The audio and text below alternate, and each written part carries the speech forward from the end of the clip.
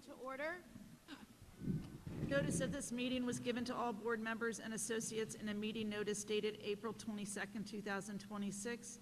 Furthermore, on that date, a copy of such notice was posted on the district's website and on the bulletin board at the entrance to the boardroom in the Hamilton Square Administrative Building. Please rise for the flag salute. I pledge allegiance to the flag of the United States of America and to the republic for which it stands, one nation, under God, indivisible, with liberty and justice for all.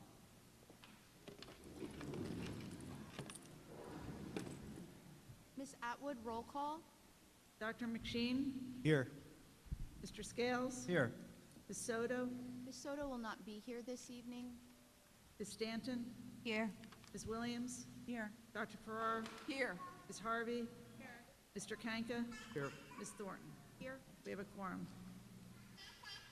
So we're going to move the agenda around just a little bit this evening. We do have some very special guests here, and I'm going to pass it on to Dr. Rocco. Good evening, everybody, and thank you for coming out tonight. You know, as superintendent of schools with 24 buildings, I'm not supposed to have a favorite building.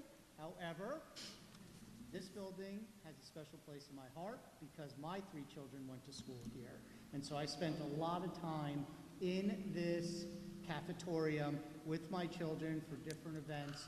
We have wonderful memories here, and I hope your children, and I know your children are too. So I'd like to introduce the principal of University Heights, Mrs. Daly, to introduce our student performers.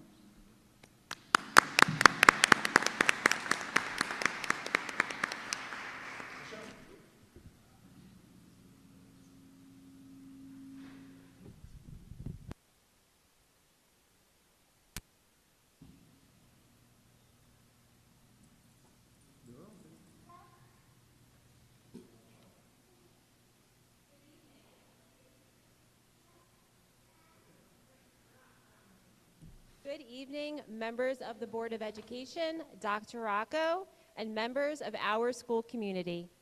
My name is Michelle Daly, and I am the very proud principal of University Heights Elementary School. Tonight, you are in for a real treat. We are proud to share a glimpse into what makes University Heights such a special place. This showcase was truly student-led and highlights the voices, experiences, and spirit of our students. We hope you enjoy this presentation.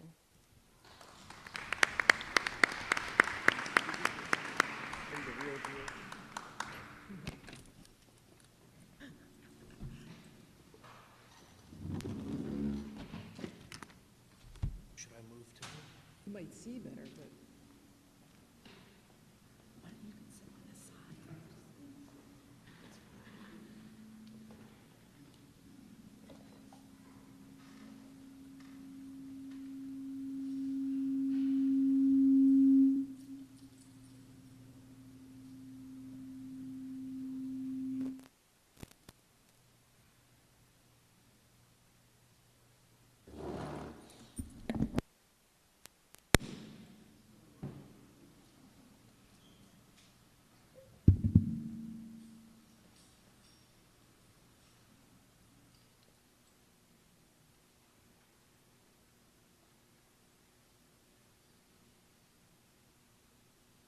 Welcome to University Heights. This is a school community where we celebrate differences, where every voice matters, and where we celebrate every student in this building.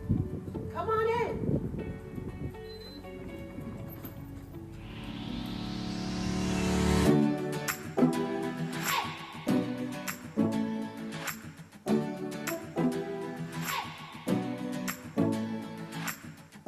If you could describe our school in one word, what would it be? Fun.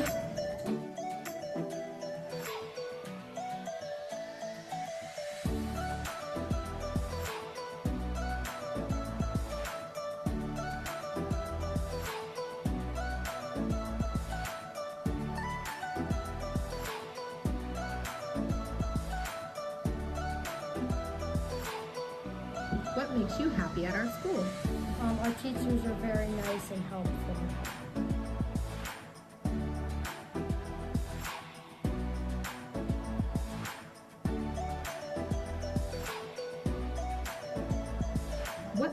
University Heights so unique? Because it's welcoming to people with disabilities.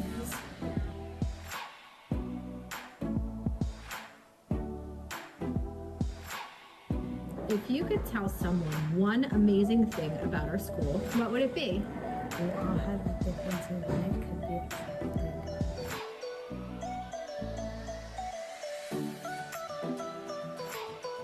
Now that you're in 5th grade, what's one thing you love most about University Heights? Everyone respects each other and uses teamwork to make the school great.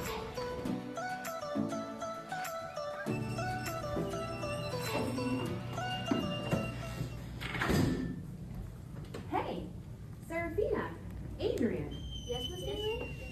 I came up with an idea. Do you want to be the host in a game that I'm planning?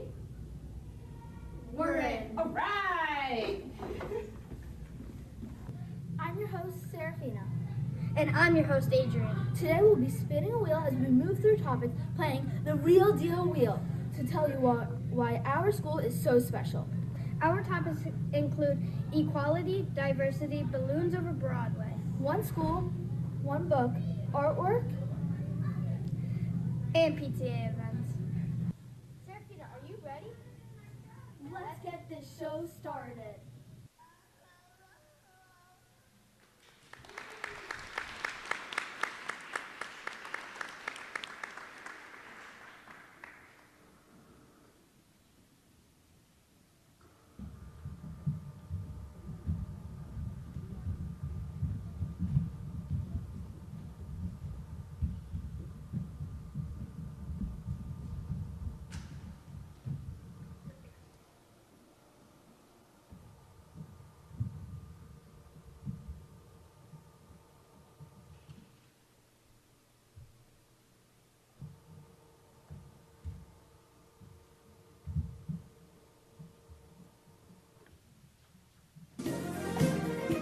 I'm your host, Serafina.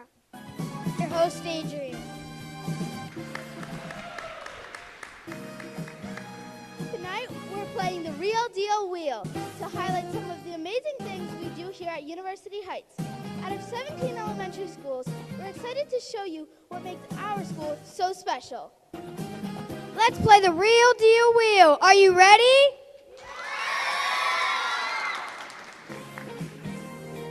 Let's get this show started.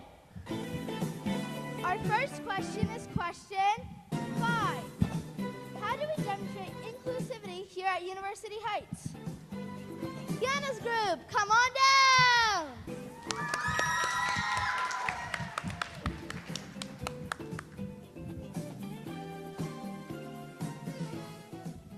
Hi, can I play with you? No! You can't play with us.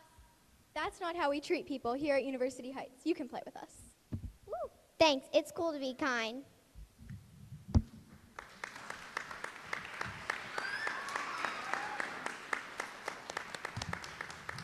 And our next question is question 1. Name one new activity that UH did in November that you enjoyed. Softly, come on down!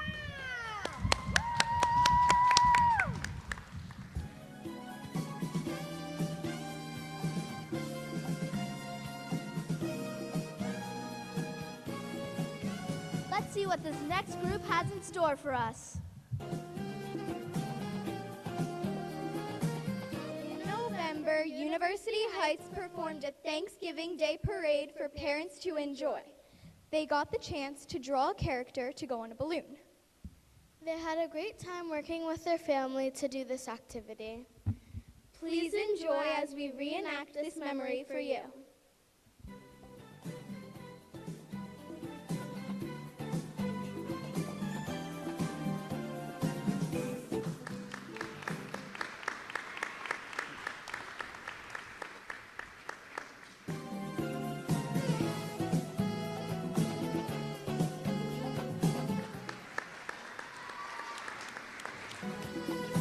I sure do love Thanksgiving, but having a parade makes it even better.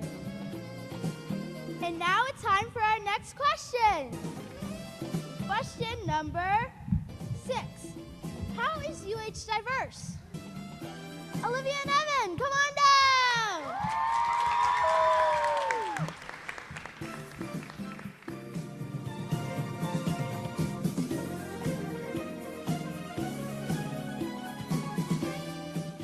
UH, we have a diverse community. One part of that being I get to hang out and patrol our MD students. I get to sit down with them at lunch, talk to them, and hang out with them. I also get to help them pack up and leave at the end of the school day. Now Evan will share a couple of sentences about what he loves about UH. My teachers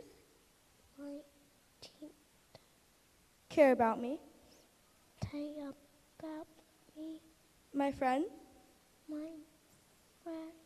include me.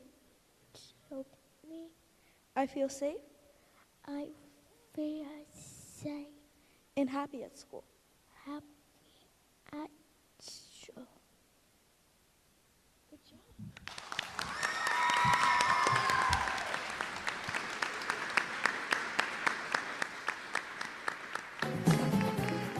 Evan and Olivia, you always support each other. We see that every day. And it's time for our next question. Question number 3. What special activity takes place during Read Across America Week that unites the school in reading? Come on, Runners Group, come on down!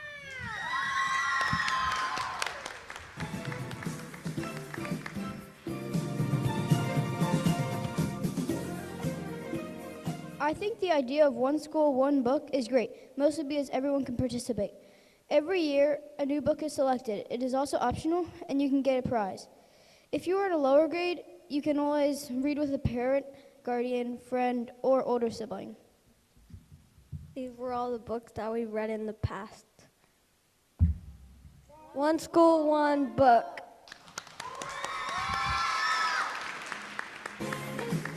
Adrian, don't you love a good book? Oh, I sure do. And now it's time for the next question.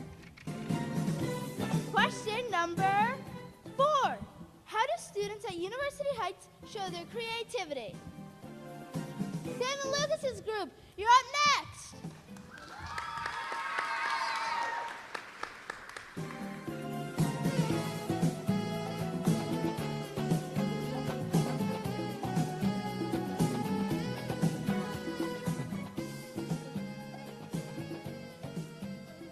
The walls of UH are always decorated with color because of all the art.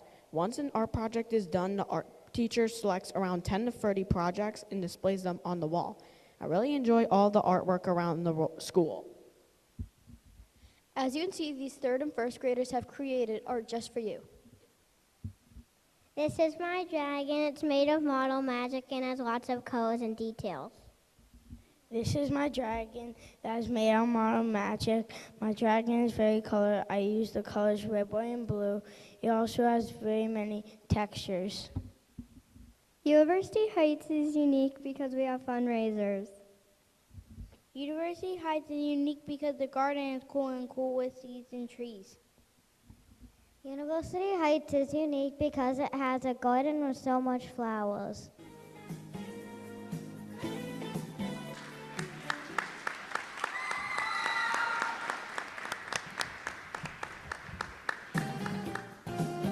Our students here at University Heights are so creative. And it's time for our next question. Question number 7. We have a wonderful PTA here at UH.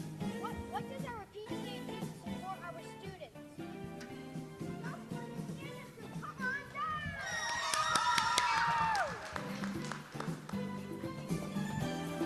Our UH PTA helps us with a lot of our fundraisers and events.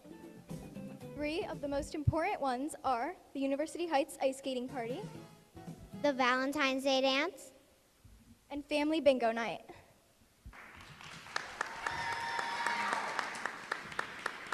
Love our PTA! These events are really amazing. I look forward to them every year. It's time for our next question. Question number 10. What is one word that describes University Heights? Sophia's group, come on down!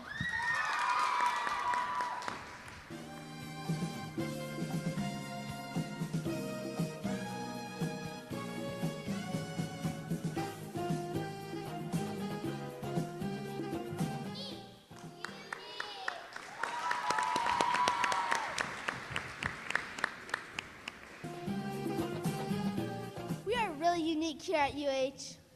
Wait, are you guys ready for a bonus question? What is one song our students here at UH learn and sing to recognize our country during our performances? Everyone! This is my country! Why don't we sing it?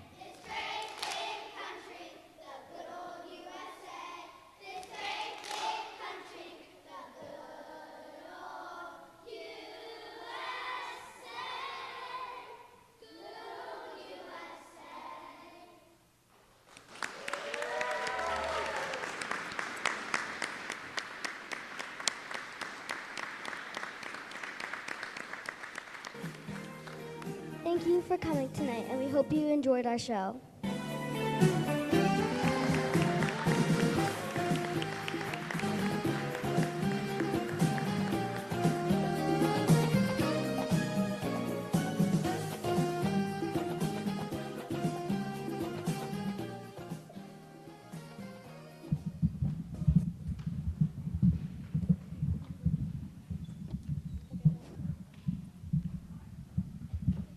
Parents, you have very talented children. That was wonderful. Can we have another round of applause for them?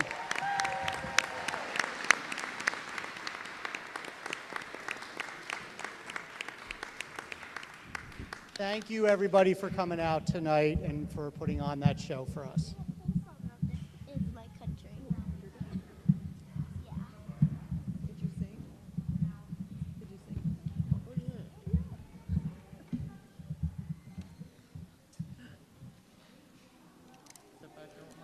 So great. That was great.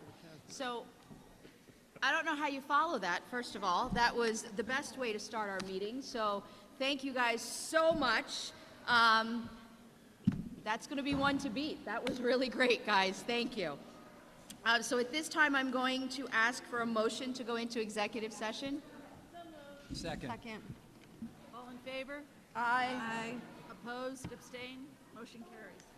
Whereas NJSA 10:4-13 requires adoption of the board to go into executive session, be it resolved that the board pursuant to the Open Public Meetings Act, New Jersey, Title 18A, and the Hamilton Township Board of Education Bylaw number 0166 hereby enter executive session to discuss a matter involving student matters and matters falling under attorney-client privilege. Be it further resolved that the minutes of this executive session shall be made public following formal action by the board and/or at the conclusion of any investigation, due process proceeding, or litigation, so long as not prohibited by law and so long as the need for maintaining confidentiality no longer exists.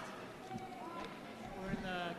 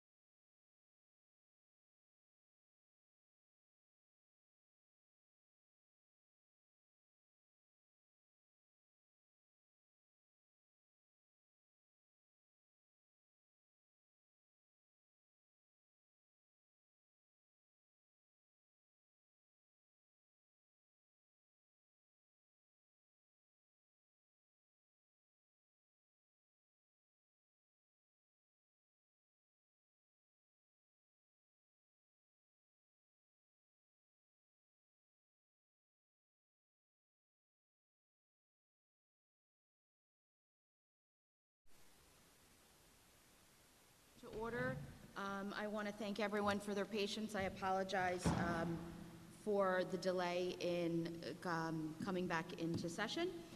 So I am going to again move the agenda around a little bit. We do have our student representatives that I would like to give an opportunity to do their reports. So I'm going to start with Edris Soto from Steiner. Good afternoon, everybody. I want to start off by congratulating Steiner's Jazz Band for placing 4th in their division at the National Jazz Festival in Philadelphia, and senior Giuliana Scartoshi for receiving the Most Valuable Performer award. I'd also like to congratulate all of our members of the school play who were nominated for the Central New Jersey Marquee Awards. These students include Roman Engel for Best Lead Actor, Caitlin Scholes as Best Supporting Actress, and Leon McCormick as the Best Ensemble Member. I'd also like to bring attention to Steiner Science National Honor Society hard work in the past week. Steiner Science National Honor Society recently ran a science fair at Yardville Elementary School where students conducted different science experiments for the kids to interact with and learn about various science topics. I had the honor of being a station leader at this event and would say that it was a huge success. Last but not least, Steiner's traditional event, Mr. SHS, is tomorrow. Starting at 6 p.m., students will show off their talents and acts that they have been working hard to perfect in order to compete for the opportunity to be crowned Mr. SHS. This event has always been a lot of fun for the competitors and everybody in the audience, and I hope every member of Steiner's community enjoys the night. And that's my report. Thank you very much. And now for Hamilton West, Diamond Tran. Good evening, members of the Board of Education, administrators, and community members. My name is Diamond Tran, and I'm excited to share the wonderful events during the month of April. This past month has been both productive and exciting for our school community. We hosted our HOSA volleyball tournament, which successfully raised funds for the Health Occupation Students of America Club, while bringing students together through a fun, competitive event. We look forward to continuing this tradition next year. We also welcome younger visitors for Take Your Child to Work Day on April 23rd. Students are participated in activities like gym games, science experiments, and art projects, bringing a lot of energy and excitement into the building. Additionally, senior prom season has also taken over the building in the best way possible. From outfits to plans, there's been a strong buzz among seniors. With prom happening tomorrow, the excitement is high, and I, for one, look forward to a night full of dance and amazing outfits. Today, our Women's United Club hosted a free clothing drive, collecting over 20 large bags of clothing in a variety of sizes and styles. Students were able to refresh their wardrobes at no cost, promoting both sustainability and accessibility. We look forward to hosting again next year. Finally, our spring sports teams continue to compete with strong energy and school pride this season. Overall, it has been a month full of school spirit and community engagement. Thank you for your continued support of Hamilton West High School. Thank you very much. So now I'm going to move on to the superintendent's report. Good evening, everybody, and thank you for coming out tonight. With the permission of the board president and the board, I'd like to transition my superintendent's report to the actual board hearing, unless you would like to do Board of Education announcements first and then go to the hearing. The only announcement I officially have tonight is to remind everybody that we have Tech Night tomorrow night at Crockett. It is one of our favorite events that brings everybody from across the district together to celebrate our students and our staff and the things that we do in our schools. So if you have some time, please go out. It's K through 12. You're going to see students of all different ages out there showing some things that they do. Last year, our police department was there with their drones, and so my staff will laugh, my senior staff, because they talk about drones all the time. But there were these 2 drones zipping around Crockett last year at very high rates of speed, and I thought it was actually our vendor who provides the drone program at our middle school, and it was not. It was 2 students who actually had racing drones, and they had headsets on watching as they went around the building. It was absolutely incredible. Lots of incredible stuff there. Our robotics teams will be there from our high school, and if you're hungry, there will be food trucks. So depending on what you want to do, we can go to budget or we can go to announcements. We can go to budget, which is the public hearing on the annual budget for 2026-2027 school year. So we'll move on to that.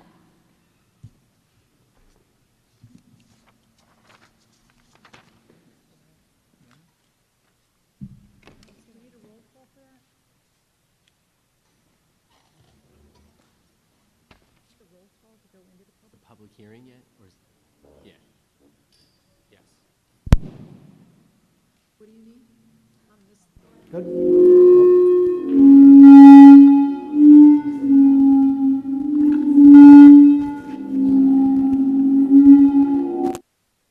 Ms. Thornton, I think we, okay.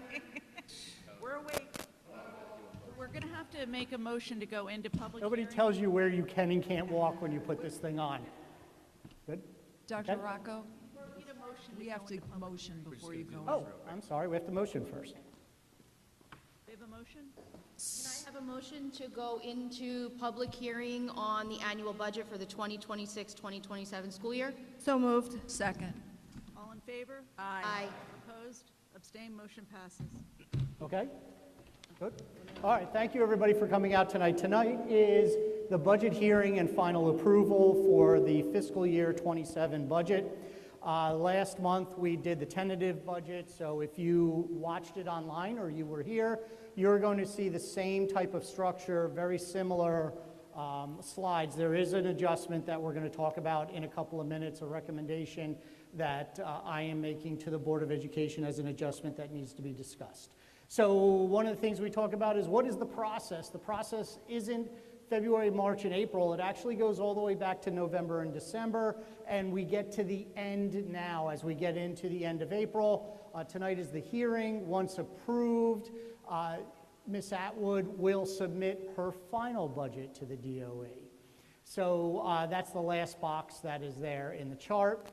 When we build our budget out each year, we identify goals that we want to build the budget around. So we have 5 goals. They are not in priority order, but they are equity, learning acceleration in SEL, New Jersey student learning standards, security, safety, and infrastructure, and budget stability. It's hard to see from here, but budget stability does have a red asterisk next to it. And that is to note that over the last 9 years, which is the amount of time that I have built the budget out here in Hamilton Township with my senior staff and the Board of Education, we have worked to make sure that we are looking to build a budget that is sustainable next year and put things in that can be sustainable the year after and the year after that. We have been building budgets to prepare for future financial storms. If you have been reading the newspaper and you've been seeing what's happening in other districts around the state of New Jersey, you will know the storm is here. Okay? So there's a financial storm, and there are a lot of different variables associated with it. One of the biggest variables is health benefits and the cost going up each year. We'll get into that. So we have our goals, we have our timelines, we have our objectives. What was our focus for this budget this year? This was a maintenance budget. This was about maintaining programs, resources, and staff. So a couple things on that, and I may repeat this later on, so I'm apologizing if I repeat it later on. Number one, no staff member will lose a job in this budget. This is a conversation happening at other districts around the state of New Jersey where they have to make cuts. There are a few reductions through attrition. That meaning we have spent the last 3 months looking at charts in enrollment as students are going to move up in grade levels, the number of sections. We have a number of staff that are retiring, and the question is, do we need to replace that staff member? When the answer is no, that's an attrition. This budget builds in 5 attrition positions. There are no cuts in program either, but all of my senior staff would tell you is that they built their budgets on a flat budget. There are no increases in their budgets this year. But you will see new programming, and give you an example. Curriculum and instruction. Last year, they bought new textbooks for a program. They've used that money to buy new textbooks in another program. So we are buying new materials, but we are not increasing increasing the cost. So that's just a simple example. That'll come up later on. Every year we throw a big number out to the public to talk about. This is the under adequacy number. It's a little lower right now than it was last month based on a recommendation I'm making, but we are $51,706,725 under adequate, meaning that the state says that our tax levy should be $51 million higher. Now that's a hard number to swallow as community members when that number comes out. But you can see where that number has been since 2013, and it has grown a lot. How do they get to that number? Well, there are a number of different things that go into the calculation. So here are some things that go in and the components associated with it. So the first thing is that the state looks for us to have a thorough and efficient education. And then they look at all kinds of other things, including base peer pupil amounts, student weights, local cost share, equalized aid, and other things. When you look at the under or the adequacy calculation, Ms. Atwood has put it together here, and this will all be online. So if you want to take a look at these numbers online, you can take a look at these numbers. But in that calculation for 26-27, currently in the proposed budget, it's $51.7 million. Okay? That's just a number for us to explain where the state is saying where we should be in our budgets and in our tax levy. Okay? So what factors did we use to build this budget this year? So the first thing we looked at is enrollment, and I mentioned it before. We have spent a lot of time looking at the number of students in each school and the sections in each school and how they're going to move up from grade to grade, particularly 5th grade moving into 6th grade, 8th grade moving into 9th grade, and what our enrollments are in kindergarten. So we are finding that enrollments in kindergarten in some buildings are a little bit ahead of schedule from where they normally are, and in some buildings they are behind schedule from where they normally are. That's not unusual at this time of year, but where that's happening is different than where it's happened in the past. So you can see our enrollment, and this is based on actual and the demographer. It also includes charter school students. So let me explain what this chart tells you. Blue is us. So this is this year at about 12,162. This is based on our October 15th numbers, and we are projected to be at about 12,286 next year. Red is charter school. And so you can see where the enrollments are projected to be from 487 this year to 520 students next year. Our growth continues, but it has slowed. So I think that's an important piece. There's times when I've come up here and said, we continue to grow, we continue to be bigger, we're beating the demographer study. We had a new demographer come in. This seems to be more accurate, okay? I talked about 520 students in the charter school. That costs us money out of our budget. Next year, it's projected to cost us about $9.7 million, which is a $1+ million increase from this year. The other thing that goes into our consideration when building a budget is rising costs. So here is just an example of some of the rising costs that we're dealing with. Gasoline up 84% for us. Property insurance up 67%. Waste disposal up 64%. Transportation in general up 63%. Workers' comp up 57%. And health benefits. And this is few examples from 2018-19 to 25-26. So that's the time from then to now. I'll talk about health insurance though. Health insurance this year is up 18%. Now you're going to notice something about the chart over the years in health insurance right here, 24-25. We made a decision as a school district to be self-insured. And when we were initially self-insured, it actually did save us a little bit of money. But as we've gone along, health insurance has increased. Most of you know that. One of the reasons why, one of the variables associated with the health increase is that around this time when we went self-insured, we were negotiating with our Teachers Association. And in negotiations, our Teachers Association, our public came to the meetings, and they said, we want our staff to have the ability to take family benefits from the first day that they're employed. The way the old contracts were written going back 20 plus years was that an employee had to be here and be tenured to get family benefits. And so that actually was difficult for us to keep staff, because staff would come in and their life would change.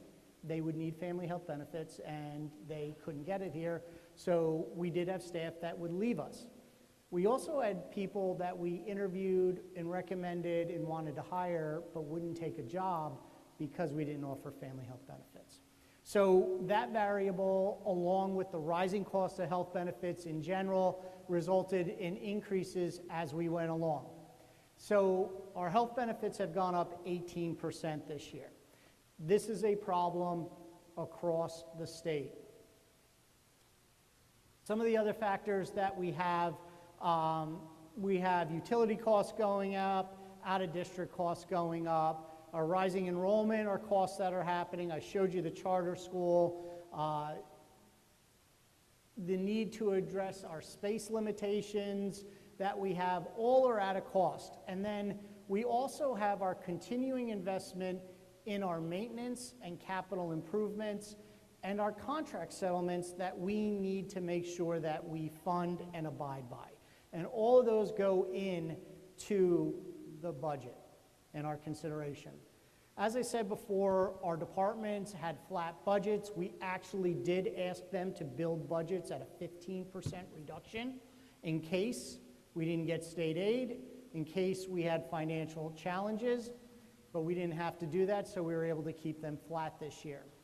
In curriculum and instruction, in a flat budget, they were able to get new textbooks for German at the high school, middle school social studies, elementary social studies, honors business textbooks, AP business and personal finance textbooks.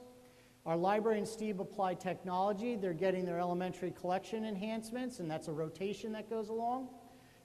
Library upgrades, just want to mention this. We have been in about a 6-year cycle starting at our high schools. So if you have not been to our high school libraries in 6 years, they're beautiful. We started at the high school, renovated. Went to the middle school, renovated. They're beautiful. Now we're in final phase 2 at the elementary schools. This will be the last year for renovations. Our libraries should be places kids want to go. They should be places where they want to go as an individual, whether that's to study or a quiet spot, or a place as a small group can study, or for tutoring, or for large class instruction, and they've become that. We also have science and applied tech equipment enhancements, and then something I'll talk a little more about. We do a rotation each year, so we get new band uniforms on a rotation. Steinert will get new band uniforms this year. We always replace art equipment and we rotate that. Steinert and Reynolds will get that this year. We rotate our instruments in our buildings, so Nottingham and Crockett will get that. And then we have our instructional platforms, and we do 12 months of professional development for our staff every year. We have a very robust professional development program, and so that's also included in the budget. Within our student services enhancements, we are working with the multi-tiered systems of support at the elementary level as part of the behavioral system. We're also using MTSS, which is the multi-tiered systems of support, for data team implementation at the middle school. We started it this year. We need to continue it next year. We have additional resources for curriculum at the middle school, and then we are working on enhancing the post-secondary life skills transition program for our students that are going to be turning 21 and leaving our school district.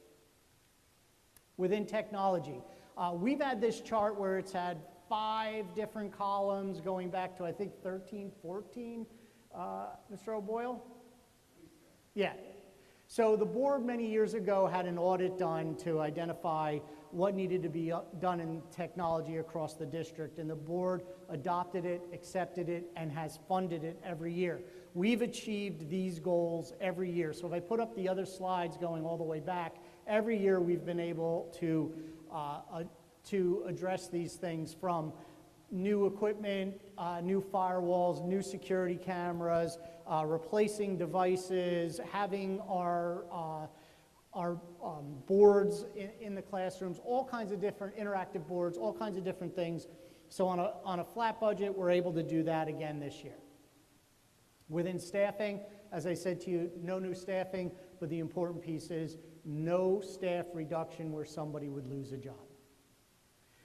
Maintenance of our facilities. So when we did the referendum 9 years ago, I said the average age of our buildings was about 78 years old. It's probably 82, 83 now, the average age. And so it takes a lot of maintenance for us to improve or to maintain our buildings and improve areas. So you will see that we are continuing phase 2 of the Layler HVAC upgrade. Not the whole building will get AC. Some of the larger spaces will get AC at Layler. We've done that in several elementary schools. Steinert Auditorium will start this year. If you've not been to Nottingham's auditorium, please go. It is absolutely beautiful. If you have sat in Nottingham, Steinert, or West's auditorium, you know how bad the seating is. It's original seating, and so those have been upgraded. And just an aside, some people will say, well, why do we need to upgrade the auditoriums? Well, Nottingham's auditorium, the sound system, it used a floppy disk up until last year. That's not a lie, a floppy disk. Steinert's did not have a sound system, and they would have to rent it every year. So there had to be upgrades. We are working on capital projects. The pool conversions, phase 2 will continue. The pools at West and Steinert have been closed, and they are concreted in, so they are concrete surfaces. Phase 2 will go on to finish those off. We are looking to make a capital reserve deposit for bigger projects at $3.5 million. This lease purchase item, every year we do a lease purchase. These are the items I talked about with the uniforms, the musical instruments, the art equipment on the rotation, and included in that are some operational vehicles. So our maintenance, our grounds, our facilities folks have maintenance vehicles that need to be replaced periodically. I will tell you, when they do get replaced, they are at end of life.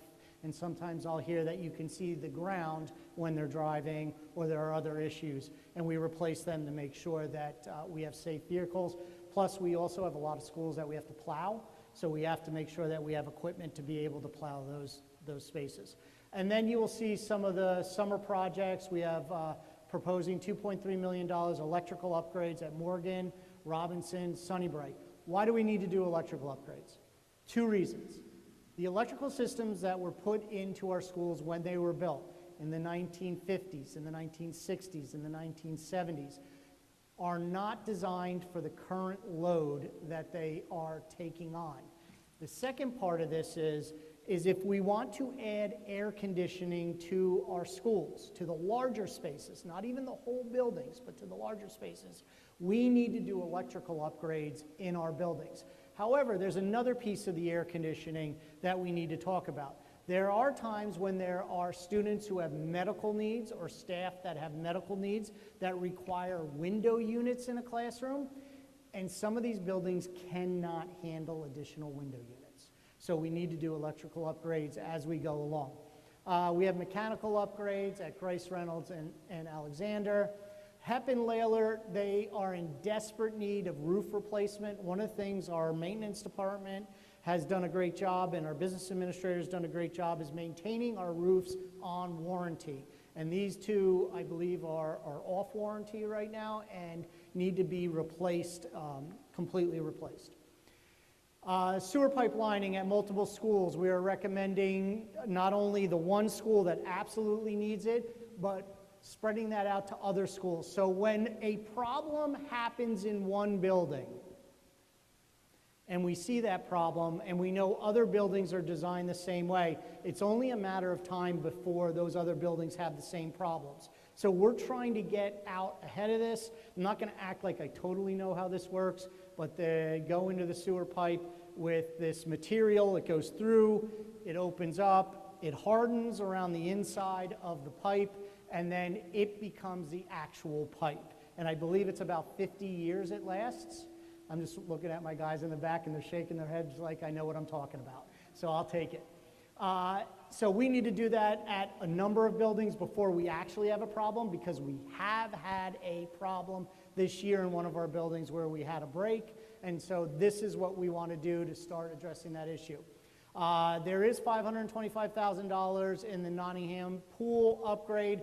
We have closed down the other two pools. We have one pool at the end of the season. That pool had a problem. It was not an issue because the season was over, but if we're going to maintain the swim program in the district, we're going to have to make some type of upgrades. We always do flooring every year. Things break, things need to be replaced. About $300,000 on flooring and paving. If you've driven in some of our parking lots, we have some potholes from the winter, and those need to be fixed. So we have paving in there. And then on top of all of that, we are going to do about $3.7 million worth of what we call essential maintenance, and that is work and upgrades and repairs that our own trade staff do with us. And they'll do that starting this summer and work through next year to maintain that. So that's the facility enhancements and maintenance. Since the last meeting, a couple items have come up, and I said there's a slight change in this budget recommendation to the board for consideration. Grice's PA system is in critical need of replacement, and it is what's called a card system. Again, cards into the system to make it work. That same system is at Reynolds and Crockett. The system at Grice, people came out, they said, pretty much this is done. It needs to be replaced, not repaired anymore, can't get parts, parts are limited, and if Grice is going bad, Reynolds and Crockett will go bad shortly afterwards. So what we'd like to do, and a recommendation that I have from last meeting to this meeting, is to replace those three PA systems. Those are safety issues. They need to be replaced. The PA system goes down and we need it, we have a problem. We'd like to expand sewer pipe lining by another $200,000 in buildings that we think are going to need it before we have a problem. And on the electrical upgrade, we would like to do one more school for electrical upgrading.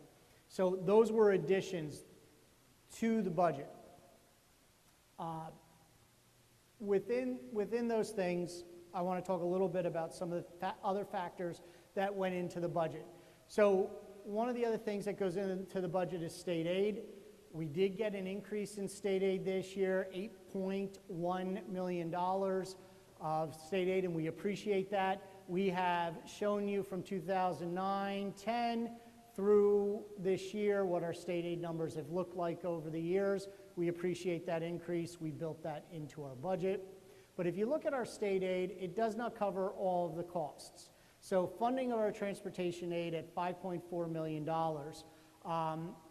the state aid increase was $379,000 and change for next year, but it does not fully fund our costs for transportation. So we've got about 5.8, the formula says we should get about $5.5 million. We are funded $5.4 million. And the total cost, projected cost is $22 million. Within special services, again, they fund a lot of it, but they don't fund all of it. And you can see funded versus formula. Formula is blue, funded is red. Funding equalization aid, which is the main part of the state aid that we receive, we get about $118 million on that. We should, according to the formula, get about $120.8 million from the state on that. So when you look at our budget sheet, We have our revenues at $296,918,306. Our expenditures at $296,918,306. We have a balanced budget that we are presenting to the Board of Education. The board is actually going to discuss and vote on this. This is the actual proposal on the agenda tonight. And the impact to our community, and I will go right here, on the average household is assessed at $218,181. The average impact is $124.58. The tax impact is about $10.38 a month, or per $100,000 assessed at $57.10. So one of the things that, and I'll let Ms. Atwood jump in here if I make a mistake with this, we also have the ability to go higher based on some banked cap adjustments. So, and they are in the order in which we must use them fully to get to the next level. So we do have a healthcare adjustment that we can take. We are proposing to use $5.7 million of the $7.2 million available. That leaves almost $1.5 million unused.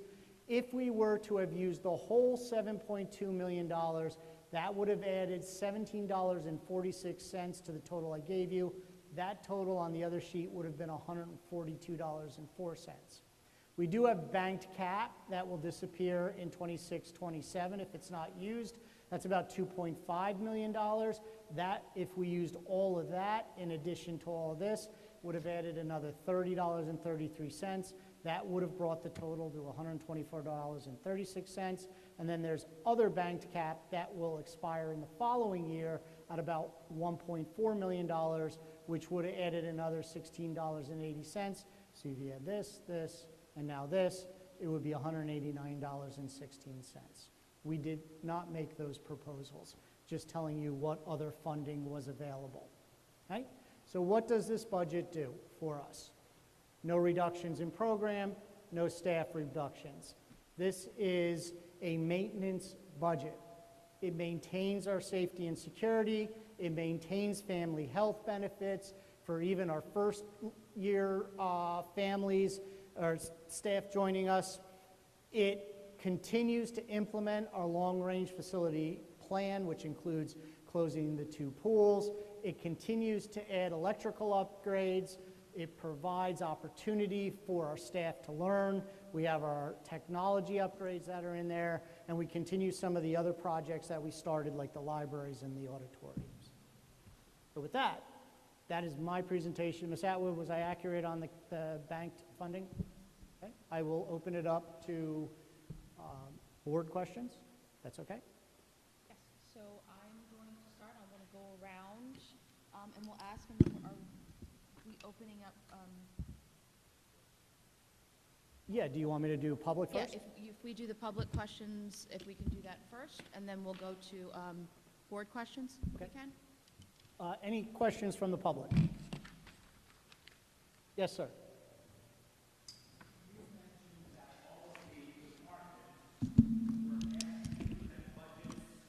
That were 15% under? We asked them to... Did the board see those proposals? No, we asked them to prepare for 15% reductions if the state aid was flat or reduced. So when the state aid came in at $8.1 million, those...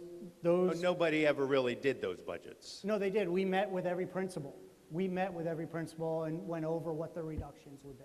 But what I'm asking is, even though the state came in at the number that you expected, did any board members actually see those budgets to see how it would have impacted and possibly use some of those budgets instead of what we have now?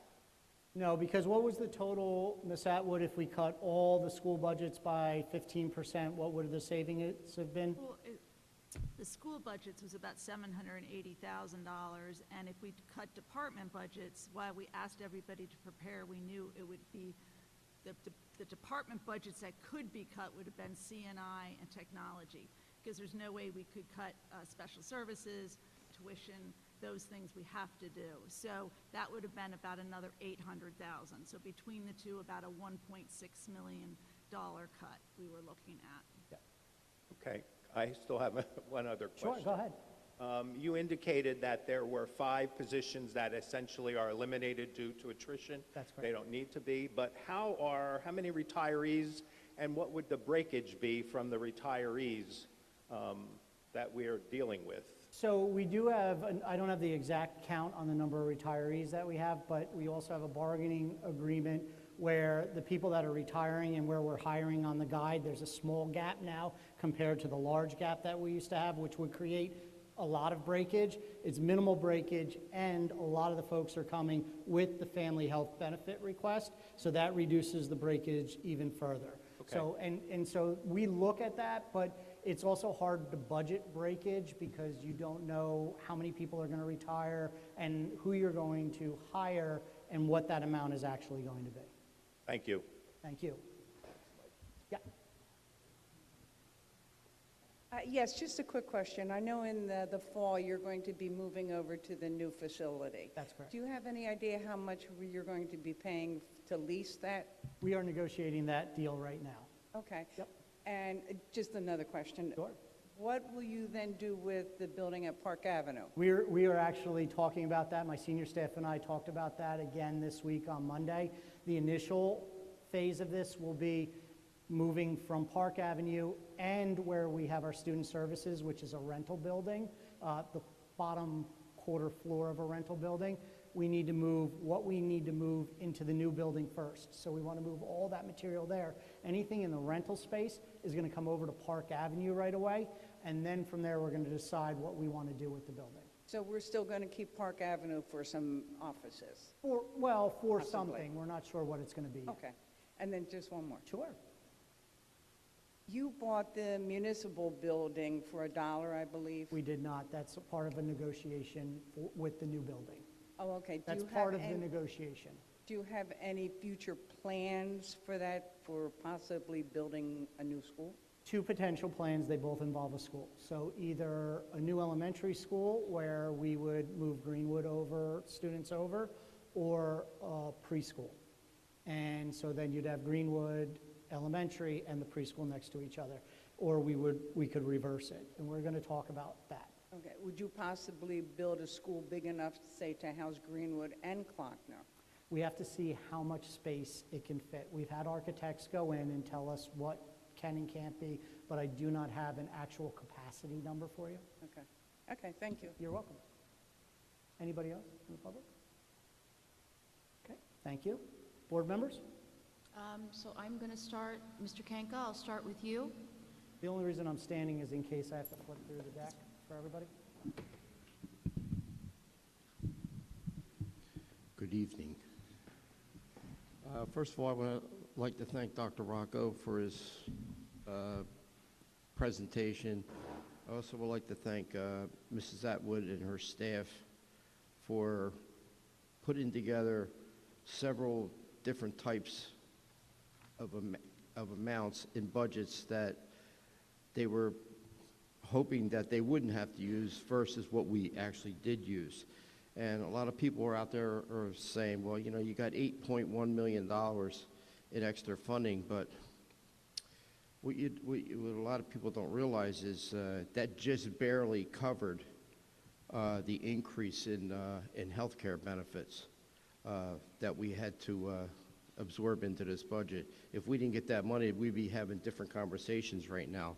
So it was something that was needed, and I don't commend the state on half of the conversations that they do, or that they say, or comments that they make, because, you know, from the year 2011 to 2021, they gave us virtually 0 increases over that 10, 11-year period.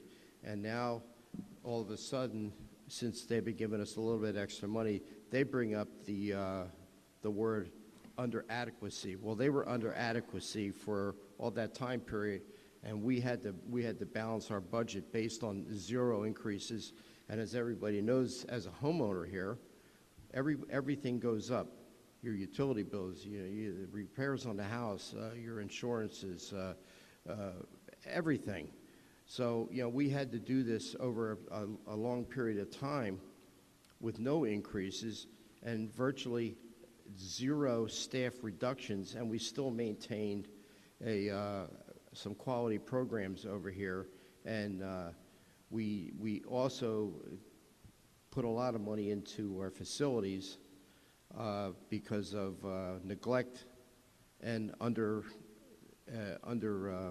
funding of these facilities for the previous 20, 25 years until we started moving to start spending some money within the building. I mean, we've replaced every single boiler in this district. We put new roofs on every building.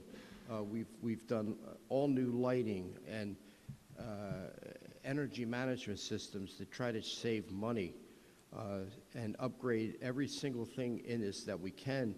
And as Dr. Rocco had iterated, said that people out there are crying for air conditioning, and when it gets hot in those buildings, and we don't have the infrastructure internally, electrically, to support any of these new initiatives. So we have to start somewhere, and the electrical is going to be probably the next big thing over the next probably 5 or 6 years until we get the infrastructure upgraded. I mean, where do you buy we have circuit breakers and fuses in this district that are from the 1940s and 50s. Where do you buy a circuit breaker for a Cutler hammer panel that was installed in 1943? You can't do it. So that means we have to upgrade everything.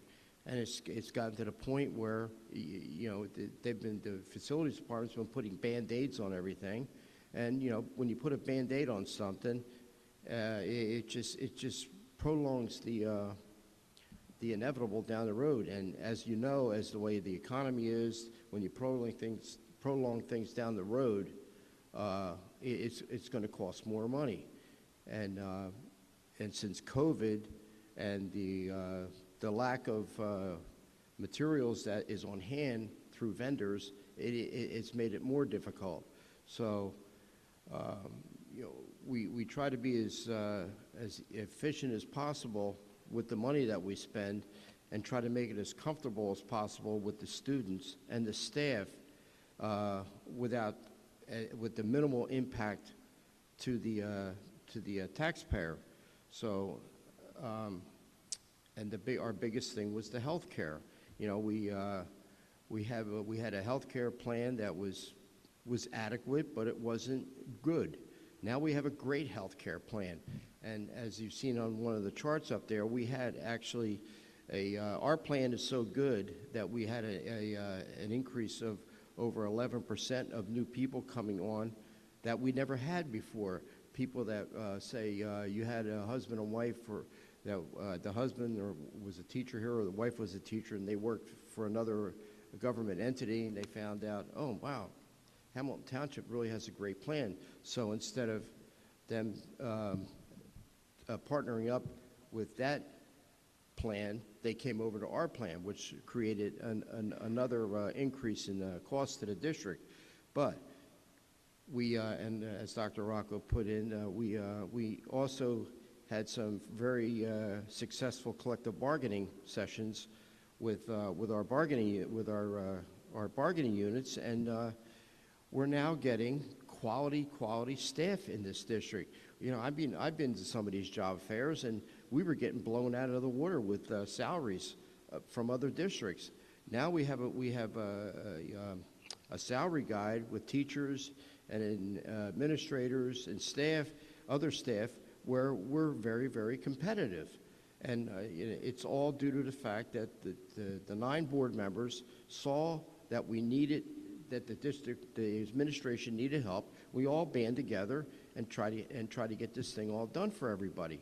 So we're now getting quality people here. And, as a board member, I sat up here and I listened to people come up here and say how the quality of our education is down. We're spending all this money. We're not getting quality education to our students, and our test scores are down. Well, we heard you, and we're trying to make a difference here. But to make a difference, it costs money. And we're competing with, very, very affluent districts around here where people, they would come in, get a job, and then next thing you know, 3 weeks later, they put the resignation in before they even started teaching to move somewhere else because something else opened up that paid better. And I don't blame them. And as a person in the public, you would do the same thing. You're going to take what's best for your family.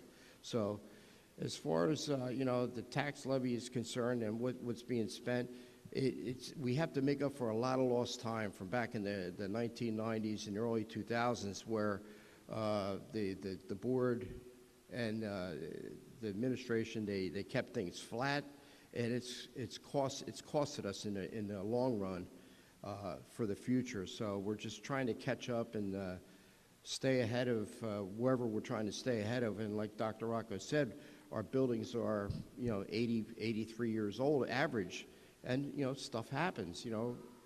We have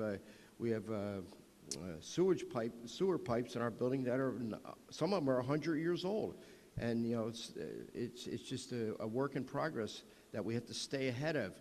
And fortunately, the people in Hamilton Township have worked with us and trusted us to try to make a better product for the students. And I just hope that they're appreciative of what we're doing, and we're trying to get those darn grades up with some real quality staffing, and work with everybody, and have the public work with us so we can make our kids successful. Thank you. Thank you, Mr. Kanka. Dr. Ferrara?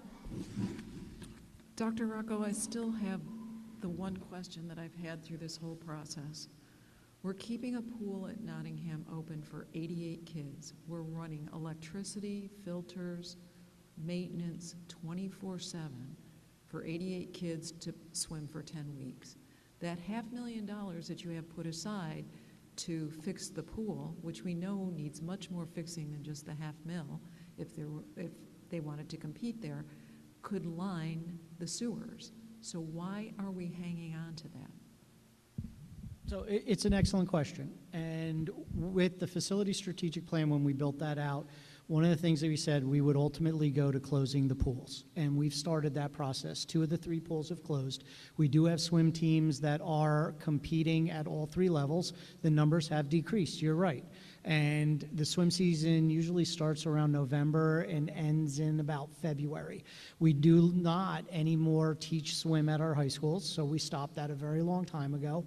And so we still have athletes that are competitive. I've talked with our ADs about that, and we could do a phase-out plan over a couple of years, which then we would result in closing the pool. But we need the plan also to close that pool, right? So it's not just shutting it down, leaving it there. We're going to have to run it while it's closed and not operational. And we're going to have to get it to some operational stage, even if we're not using it, because you can't let water sit and stagnate in there. And it takes forever to drain it. And there's an issue with having an empty pool. It's almost as dangerous as having a pool full of water just sitting around. So we have to have a plan. I've talked to the ADs a couple of times. We can build out a phase-out plan, but it would be a multi-year phase-out plan for our students. Can we look for alternatives that are below that cost? Absolutely we can, but it looks like if we were to do that and take care of the things we need to implement immediately, it could be upwards of that amount of money that I list, a little over $500,000. No other questions, Dr. Farr? Ms. Williams? I have nothing. I want to thank Dr. Rocco for the presentation, Ms. Atwood and your team for all the work that you put in. I echo pretty much everything that Mr. Kenka had to say, because I understand the importance of making sure that we're running this district with all of the schools and the students and the families that we serve to the best of our ability. So I echo everything Mr. Kenka said. Thank you, Ms. Williams. Ms. Harvey? Thank you. I want to thank Dr. Rocco and thank Mrs. Atwood and the entire team that put this budget together. I have several questions. The first one I'd like to direct to Mrs. Atwood, and I would like to ask whether or not the proposed budget that we heard this evening is your recommended budget. Well, I actually would recommend a higher, I would actually recommend that the district, I spoke at the last meeting and I'll speak again. I believe the way healthcare is today, in the sense that we're experiencing almost a 20% increase, $8 million increase in 1 year, when our 1% or 2% increase in tax levy that we're allowed to go to without any adjustments only is truly a 1% increase in our budget overall, because we're 50% state funded.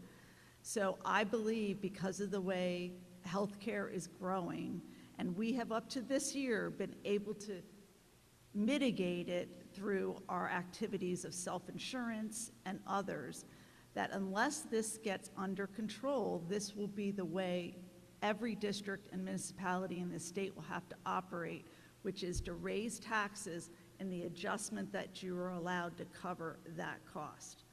And that is why I would recommend this year to utilize the full health care adjustment, which is another 1.5 million of an increase in taxes. And I realize that's difficult, but the reason why I recommend that, and I've said it to the board, is because you read the newspapers, you look around. I've been asked how many times, how did that happen, Katie? How did that happen in Montclair? How does that happen in these places?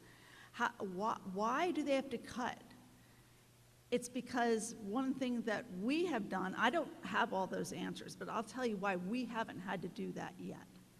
Because we have judiciously budgeted steadily costs in our budget, like you saw, all those facility costs that are one time that we could technically cut the next year without cutting people if in fact state aid was flat or healthcare, gosh forbid, is 40%, et cetera. It would help us. That's what we were going to have to do in the current year. If we didn't receive that state aid, we were going to cut the full facility budget that you saw up there of $6 million. We were going to also cut another 3.5, we would propose, of deposit to capital reserve and appropriate that as surplus, which is never what you want to do, because that's you're appropriating another one-time cost for costs that will extend year after year. We were going to have to implement that 15% reduction, and then we were going to have to start talking about tough decisions. Do we get rid of courtesy busing? Nobody wants to get rid of the fact that we're not required to provide busing for students on above 1 mile to elementary. Nobody wants to do that. But that's some of the things that we technically under statute could start talking about. We have been very good here about building budgets that helped us sustain the storm that Dr. Rocco talked about. We were ready this year. We could have sustained another storm, but I don't believe we can sustain future storms like that without those very painful cuts. So that is why I would recommend not only what we presented here, but to go the full health care adjustment. I would love to go the bank cap too, but I realize that I think is too excessive. The reason why I believe health care is, I think that's where you're gonna have to go every year. I did poll Mercer County, just so you know. Majority of Mercer County districts are using 100% of their health care adjustment. So that's just the cost of doing business. Do I support this? Yes. And do I think this is a better budget than we presented in March? Yes, for the reasons I just outlined. Thank you. I know there's been discussion that the increase that we're proposing might negatively affect a lot of our residents, and I'm wondering what services that either we provide or are available within the community if we do adopt the increase that's being recommended?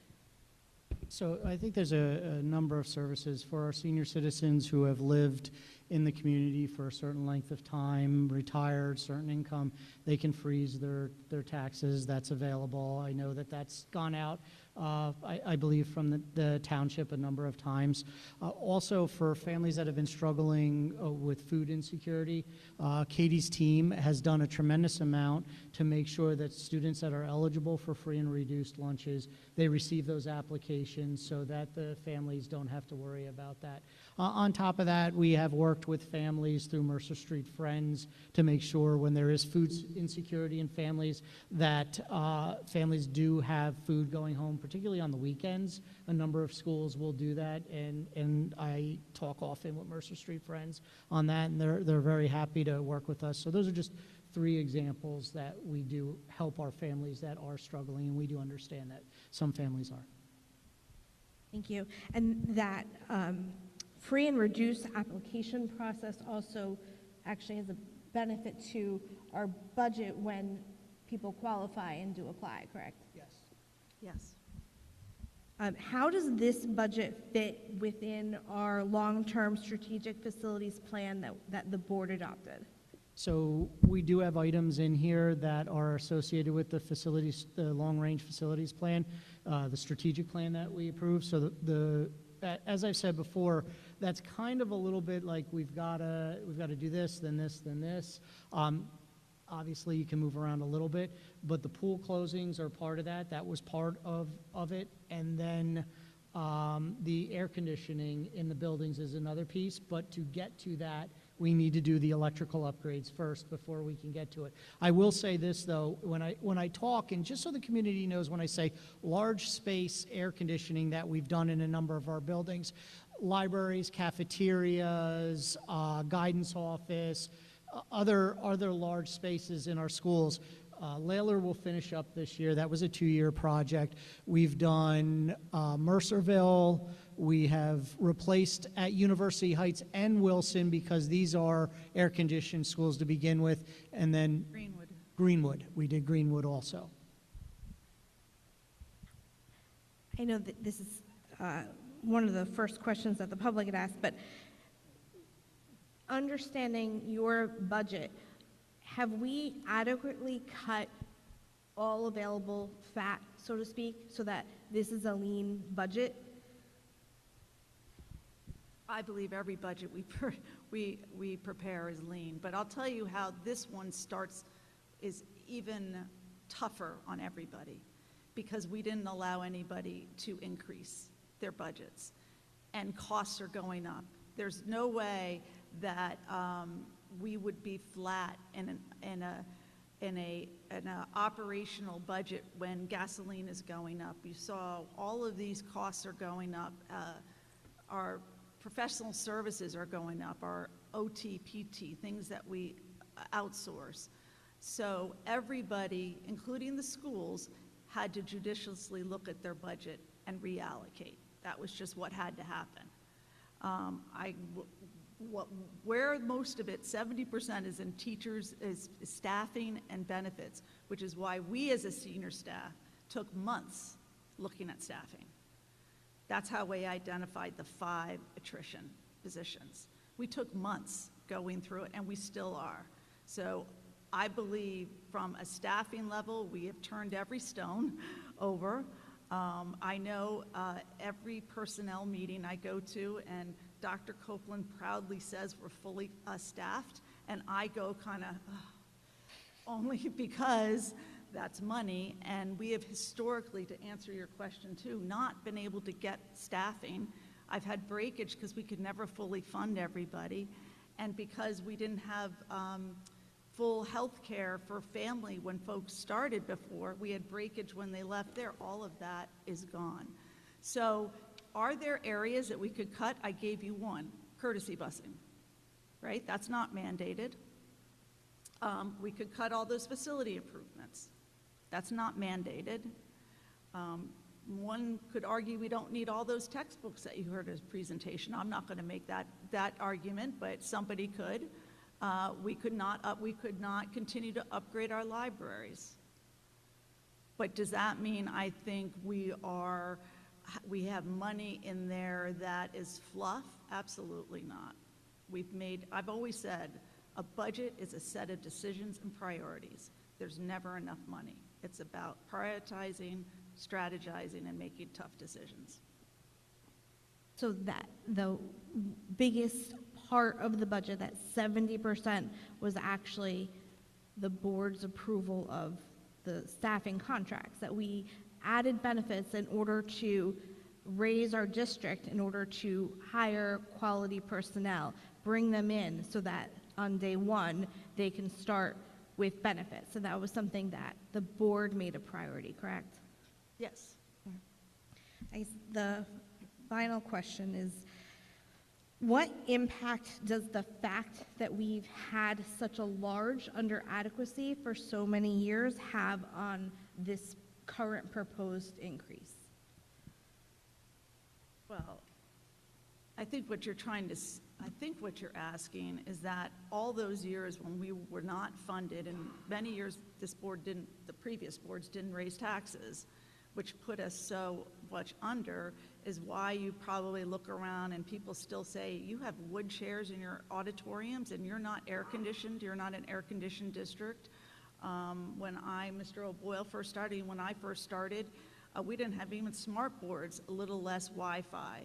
So all of those things we've been working on to try to close. Are we there? Look at that list.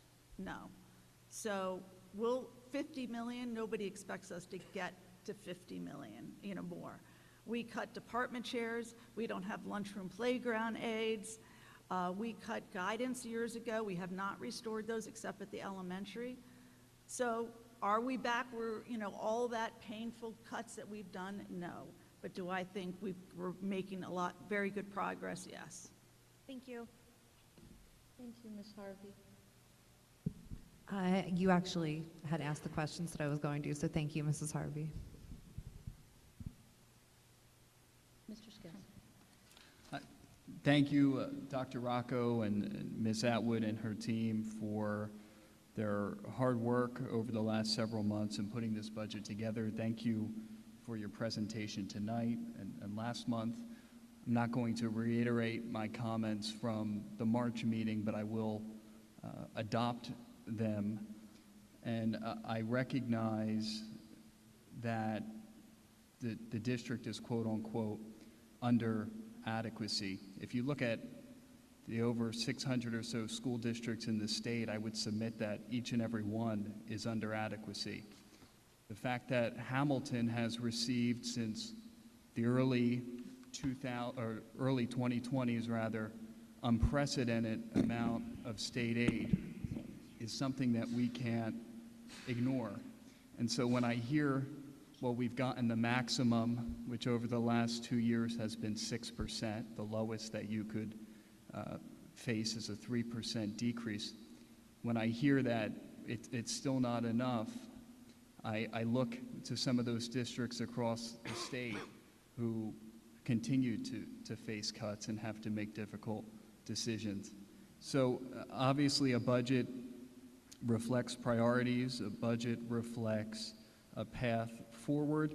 I think at the end of the day, the residents of our township have endured repeated catch-ups with respect to the tax levy.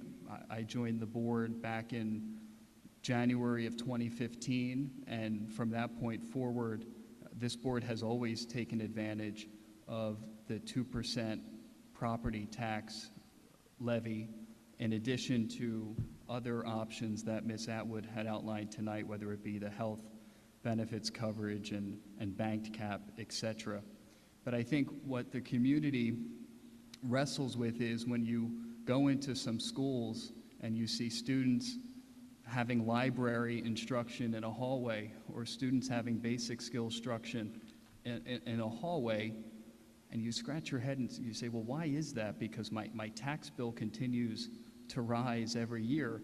I think we have an issue. So again, I commend Ms. Atwood and Dr. Rocco on their efforts, and I thank the questions from the audience as well. And I will say, as somebody who went to school in this district during that early 2000 period, regardless of the very low pay that the teachers received under those contracts, that low pay never equated to their performance in my mind in the classroom. So. Thank you, Mr. Scales. Dr. McSheen. Yeah, thank you. And, thank you, Dr. Rocco, Ms. Atwood, everyone who put so much work into this, and the clear communication you've had, I would say over the months, but it's really all year long for all of this, right? Because it's not just, oh, it's January, it's February, let's start making a budget. I know it's, tomorrow you're going to start thinking about next year's budget, right? And it's reflected in all the work that we talk about every month up here publicly and all throughout the year. And I just had one question because my colleagues have asked such good questions throughout. And it's, if you could just clarify which number we're voting on tonight, because you brought up the options. I just want to be clear for the public. I can do that. So in the board packet, let me go to actually.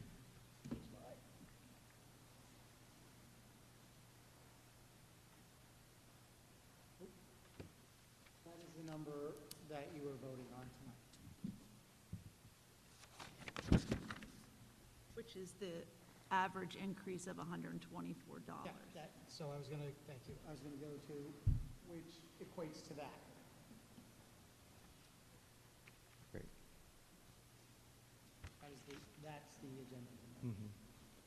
Yeah, and again, I appreciate the communication of what that means for the staffing positions that we've kept, the improvements that we're making, and I think it's important, and all of my colleagues, I think, have brought this up, like, it's cumulative, right?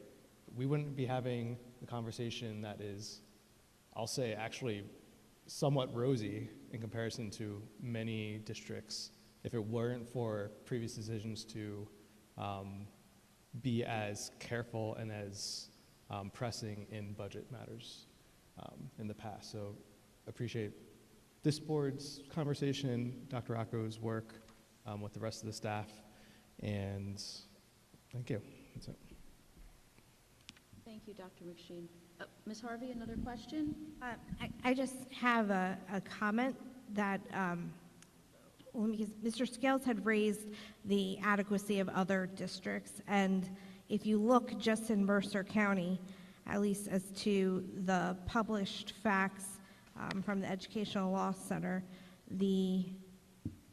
we are alone with Trenton and currently Robbinsville for being under adequate. The rest of the towns in our county are adequate, and Mrs. Atwood can correct me because these numbers might be a little wrong, but that's the data I'm looking at.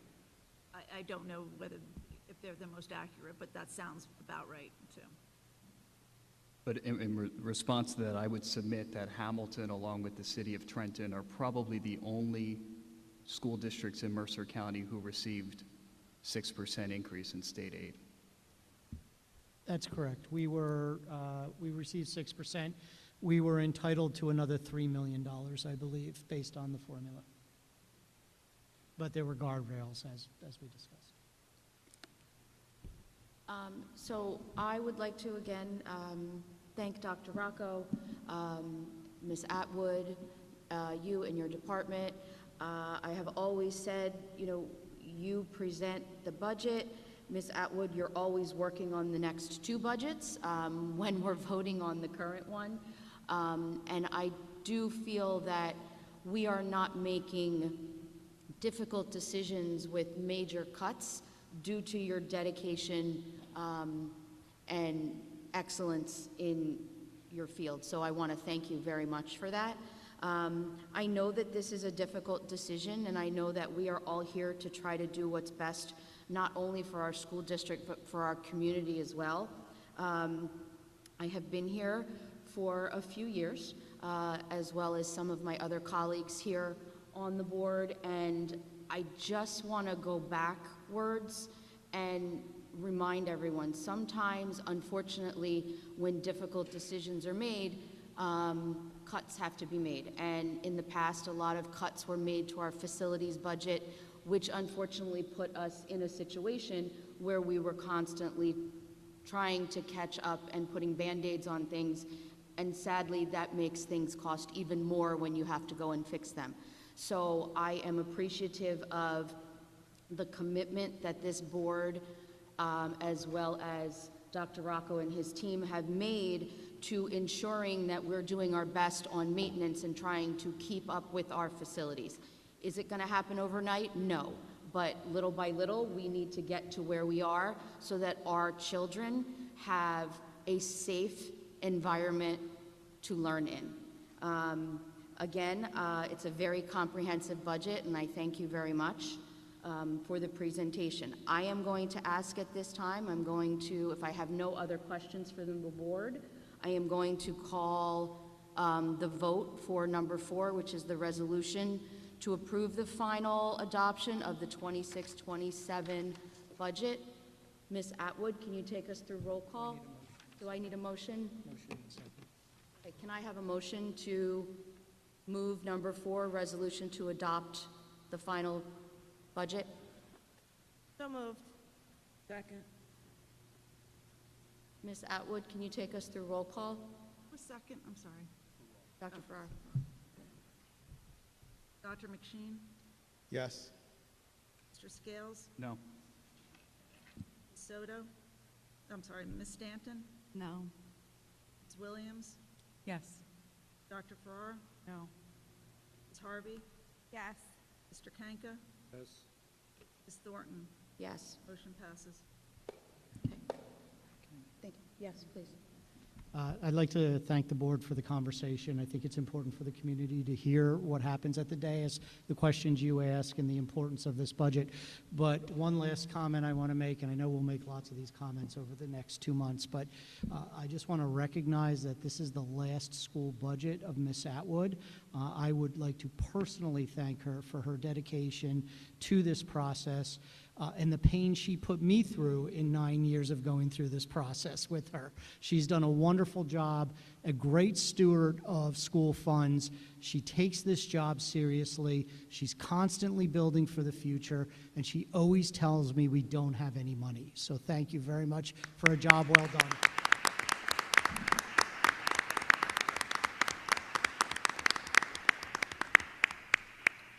And now I'm going to go back to our agenda, and I'm going to go to Board of Education. If any of our Board of Education members have any announcements or comments, I'll start with Dr. McSheen. No, thank you. Mr. Scales. I'll be very brief. April, as we know, is Autism Awareness Month.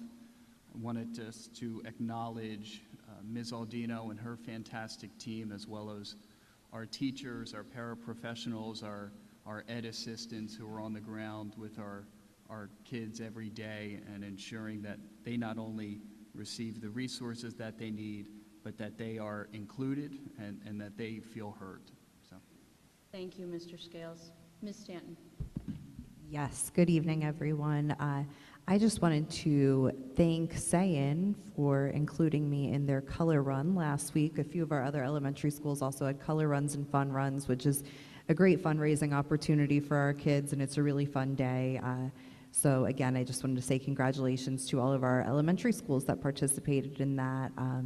It's a great opportunity for the schools to provide whatever they need. I know last year Sayin had gotten a lot of new recess equipment, new balls and things like that. So I'm hoping that it was a great success for all of the elementary schools that participated. And again, I know Dr. Rocco had brought up that tomorrow night is Tech Night over at Crockett from 5 to 8. Please feel free to check out the table that'll be Sayin's elementary school table, where they will be teaching about a new app, and my son will be there. So feel free to stop by and say hi. Thank you. Thank you, Ms. Stanton. Ms. Harvey? I just want to congratulate the Langtree Elementary Orchestra and band members who had their concert last week. They did a fantastic job, and it was great to hear them perform. And I congratulate the teachers for doing such a great job. Thank you, Ms. Harvey. Ms. Williams? Yes, I wanted to thank University Heights for the introduction this evening, because my goodness, what a personality they all had. I could not believe, like, they were really into it. And I was like, oh my goodness, for elementary school, like, that was like awesome. I loved it. I love to see their personality. I wanted to remind everybody, but I know Dr. Rocco mentioned it earlier, tomorrow night is Tech Night at Crockett, so please come on out. It's free. There's going to be food trucks. It's going to be a great time, and the whole community is invited. I wanted to remind everybody about pre-K registration, that there's free half-day program for 4-year-olds zoned to attend Greenwood, Klockner, Wilson, Cooser, Kistart, McGalliard, and Layler. Donors Choose, I want to remind everybody about Donors Choose online. Currently, there are 3 fundraisers that are going on. 2 of them are for Greenwood, and one of them is for, let me see, which one is this? Langtree. So, you know, just as an example, like one of them is setting up students for success, help me give my students a variety of indoor and outdoor games and social emotional learning activities that Mrs. Kowalski is having, and they still need $574. So my point is, in saying that to everybody in the community is, you know, I know that everybody can't give, but this is also for like outside of even Hamilton. So even if there's family members, you know, for even the students that maybe go to Greenwood or maybe not go to Greenwood, if anybody in the community wants to help, then they're invited to do so, and every little bit goes a long way, and then you're actually making a difference for those students. So I appreciate it in advance for anybody who takes a look at that. I was able to attend Grice's play, Beauty and the Beast, and oh my goodness, what a performance. I swear, it's like an off-Broadway show when you go to the plays. All of the students, they have so much talent. So I really enjoyed that. It was a great time at Grice. That's it. That's all I had. Thank you. Thank you, Ms. Williams. Dr. Ferrara? Yes, I have 2, and I will dovetail off the Donors Choose announcement, because I encountered some questions over the weekend and that people didn't understand the context of this program. It was started in 2000 by a Bronx high school teacher who realized how much money teachers pay out of pocket for their classroom resources, designed it for local Bronx schools, and then in 2007 the platform went public. It's a very narrow funding platform in that it is for teachers. It's not for aides, administrators, members of the public. So funding requests are for resources, not consumables. So for example, if a teacher wanted to publish a book with their class, a request through Donors Choose could be made for, say, publishing software. But the teacher could not use Donors Choose to pay for publishing costs like ink, paper, or if they wanted like Amazon to publish it for them. The software request, if funded, would belong to the district, not the teacher. So the teachers ask for the resources, but they stay in the district. Between 2009 and 2017, Hamilton teachers submitted about 60 projects. And then eventually Dr. Rocco, Ms. Atwood, and I worked together to achieve several goals. First, in addition to Donors Choose protocols and requirements, the district created protocols which include oversight from the business office and the coordinator of grants. And these steps ensure that any resources purchased through Donors Choose are usable in the district. So for example, if we go back to that hypothetical of the software purchase, if a teacher wanted to purchase software, Mr. O'Boyle would be the person who would first look to make sure it would run on our systems, make sure that we could use it for a long period of time. The coordinator of grants would act as the liaison to the superintendent, make sure the request was appropriate and all the paperwork was in order, and then the business department catalogs it so that they know what's coming into the district. The funding proposals are brought then to the Board of Education for approval. Dr. Rocco also agreed to have our district become a Donors Choose partner district. And being a partner district means that we get included into opportunities for matching funds from outside organizations. So many of the district's Donors Choose projects have gotten over the finish line, and many times thanks to matching funds from organizations like the Gates Foundation, for example, which matched funds for a classroom library at Greenwood. And Grace Middle School, the music department just got a new kettle drum, thanks in part to the funding from Maxwell Hanneran Foundation. Donors Choose reviews the requests that come in from the district. If accepted, they do all the work, they find the products, they arrange for delivery, and they also send out 1099 forms to donors. Donations can be made to recognize or honor someone, or they can be made anonymously. Since 2017, teachers have successfully funded 272 projects, and during the entire 15 years that teachers have been using Donors Choose, there have been 329 projects fully funded at a total endowment of $159,930. And that was from like 1,300 donors, and 21% of those donations have come from out of state. So it really is a nice way to beef things up. My second thing is Mr. Scales and I went to the Grice Middle School band, there was a concert with the 8th grade band, the wind ensemble, and what was the third one, Mr. Scales? Wind ensemble, 8th grade band. Jazz. Oh, jazz band, thank you. It's the old brain. Anyway, Mr. Bonomo and Mr. Wilmot had a piece written. They commissioned a piece for the band, and a composer in Texas was hired to write a song that was New Jersey based, and she was very taken with all the trains in the state and the train systems, and she had always wanted to write a song that kind of reflected riding on a train. And so that was the title of the song, Riding the Rails, and the Grice Jazz Band, 8th grade, and Wind Ensemble got to premiere the piece at their concert. It was the last piece of the night. It was fantastic. And Mr. Wilmot is probably the most hated music teacher in the district because he bought every student a wooden train whistle that they were all blowing on the way out the door. But it was a great concert. They did a beautiful job. So, and what an opportunity to, be the first people to play a piece. Thank you, Dr. Ferrara. Mr. Kanka? Yeah, I just want to expand a little bit on what Mrs. Stanton said, the Sayin event with the chalk and all that. So I went there. I didn't go to the event because I had a previous engagement, but when I saw the children come out of school, I never saw so many colors. My grandson, who he looked like a Smurf when he came home. But he did, the one thing he did tell me, he showed me, was on the back of his shirt, he had some of the staff autograph his shirt, which I thought was pretty cool. So, but it looked like the kids had a great time over there. But like I said, there was just chalk everywhere. And he was not very happy because he had to take a bath when he got home.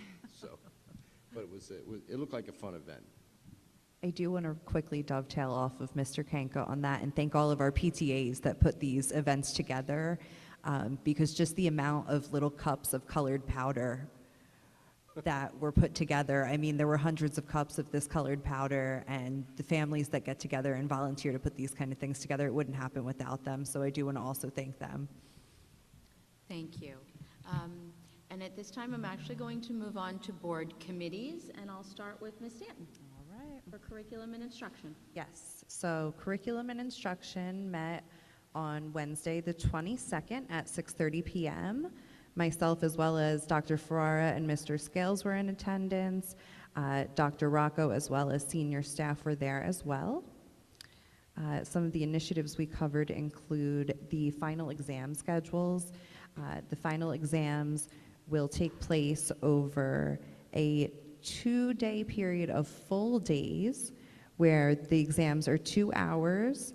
There will be 2 of them per day with 2 40-minute review blocks.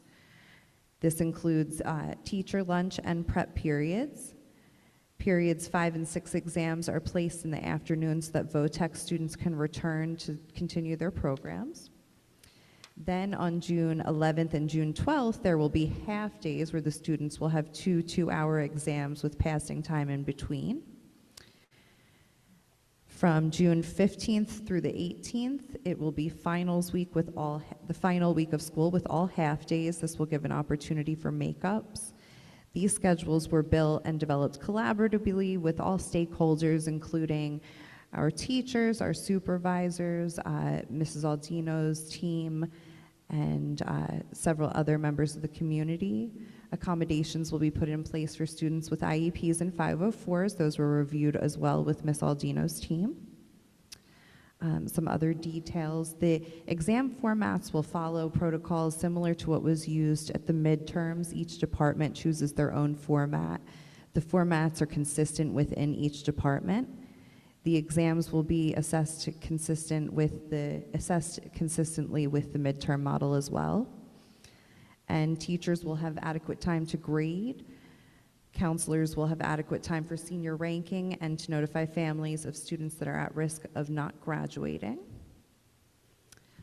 We also reviewed our CUSAC scoring, which will be voted on. That is number 14, thank you. We had some updates regarding behind the wheel. The district was recently notified that its driver's education instructor's licenses were required for updating due to some changes in DMV regulations. There were 2 compliance gaps that were identified: the site licensing and instructor credentials. The program has been temporarily paused, although classroom instruction and simulator instruction continues as normal. Students who have already completed their behind the wheel hours and received their documentation are not affected by this. Mr. Battle, our health and PE supervisor, is managing the remediation for this. And all 10 of our behind the wheel instructors have submitted their applications. All vehicles have been inspected and passed. And all 10 instructors are registered for their written testing. Road test evaluations are to follow. There are some regulatory changes that would change the amount of hours needed for behind the wheel from 3 to 6. The district has until the end of summer to work with this to provide additional scheduling and flexibility for our students. The district's also requested that we are grandfathered into the 3-year requirement due to some offerings for a simulator program. Some other things that we discussed included the AI committee, which has been meeting since the beginning of the school year. 2 more meetings remain for the school year with the following goals. Goal 1, AI use framework documents. And goal number 2 is a formal policy recommendation. I have on here, let's see, a few other things that I just wanted to cover for things that we are voting on. Motion number 6 is for some of our potential field trips. These are to Rowan University, the Patriots Theater at the Trenton War Memorial, the National Jazz Museum and Apollo Theaters in New York City, and the College of New Jersey. For motion number 7, we have an overnight trip for the Future Business Leaders of America's National Conference and Competition. And number 10, motion number 10, is a professional services agreement that is to install a mural at Crockett Middle School. And there were a few other things that we spoke about. We did speak about a few policies. Our policy for home instruction due to health conditions we spoke about and discussed possibilities for different ways that we can strengthen that policy. And I believe I think that was it. We didn't have any other policies that we had discussed, correct? Thank you. All right, and then as I'd mentioned, number 14, we will also be voting on the CUSIC interim placement HP letter. And our next meeting is for May, let me see, I have it at the very end here. Hold on one second. For May the 13th at 6:30 p.m. Thank you, Ms. Stanton. Do I have any questions or comments in regards to the Curriculum and Instruction Committee report? Okay, seeing none, I'm going to move on to Finance and Operation. Mr. Kanka.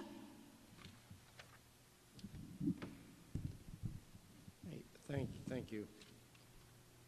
The Finance and Operations Committee met on April 22nd at 8 a.m. in the morning. I would like to thank the committee members that were present and the attendance of the senior staff. It was a meeting where Dr. Rocco had to be remote because of other obligations that he had for the district, and I actually excused him for that, so he was okay. He went over the final budget presentation, the presentation that was approved by the county superintendent of the preliminary budget on April the 8th. We had some quick conversations about that, and then Mrs. Atwood reiterated again, as she has tonight, about taking the district. She recommended that the district take the full health care tax levy adjustment, and that would have been a one-time additional $2.7 million for capital project needs. And then we talked about the PA system upgrades in the 3 middle schools, and also at Steinert High School. And Dr. Rocco reiterated and emphasized the severity and the need for this system to be upgraded. As you all know, I believe that Grice Middle School and Reynolds Middle School were constructed, I think, in 1962 or 63. And they're still the original systems from back then. So we're talking a system that's in excess of 50 years old. Even though Crockett was built literally 20 years later, it still had the same technology. So if the technology is no longer available for Grice and Reynolds, it's also not available for Crockett. So it was something that we thought should have been, that had to be added to this budget. And then since then we found out, since that conversation took place that morning, the committee confirmed that the Steiner PA system could be included in the Phase 2 whole project. So that takes that amount of money out of that particular that line item for those 3 other schools. Then we had some other items that were brought up that could be covered under that the healthcare tax levy, and that was the replacement of the bleachers at Steiner. They're a mechanical type system that's been in there since, I believe, since 1967, and they've been pulled in and out so many times that there's the concern that the bleachers either going to get stuck out or stuck open. We had multiple vendors come in to try to, like I had said in the past, earlier, that they're putting Band-Aids on stuff right now. So we're trying to.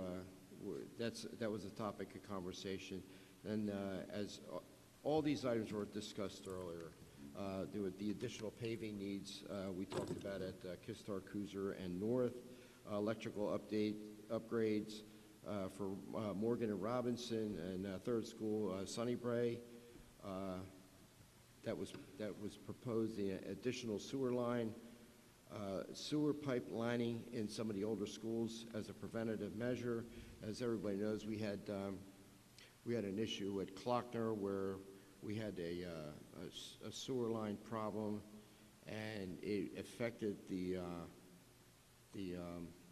closure of the library over there, and to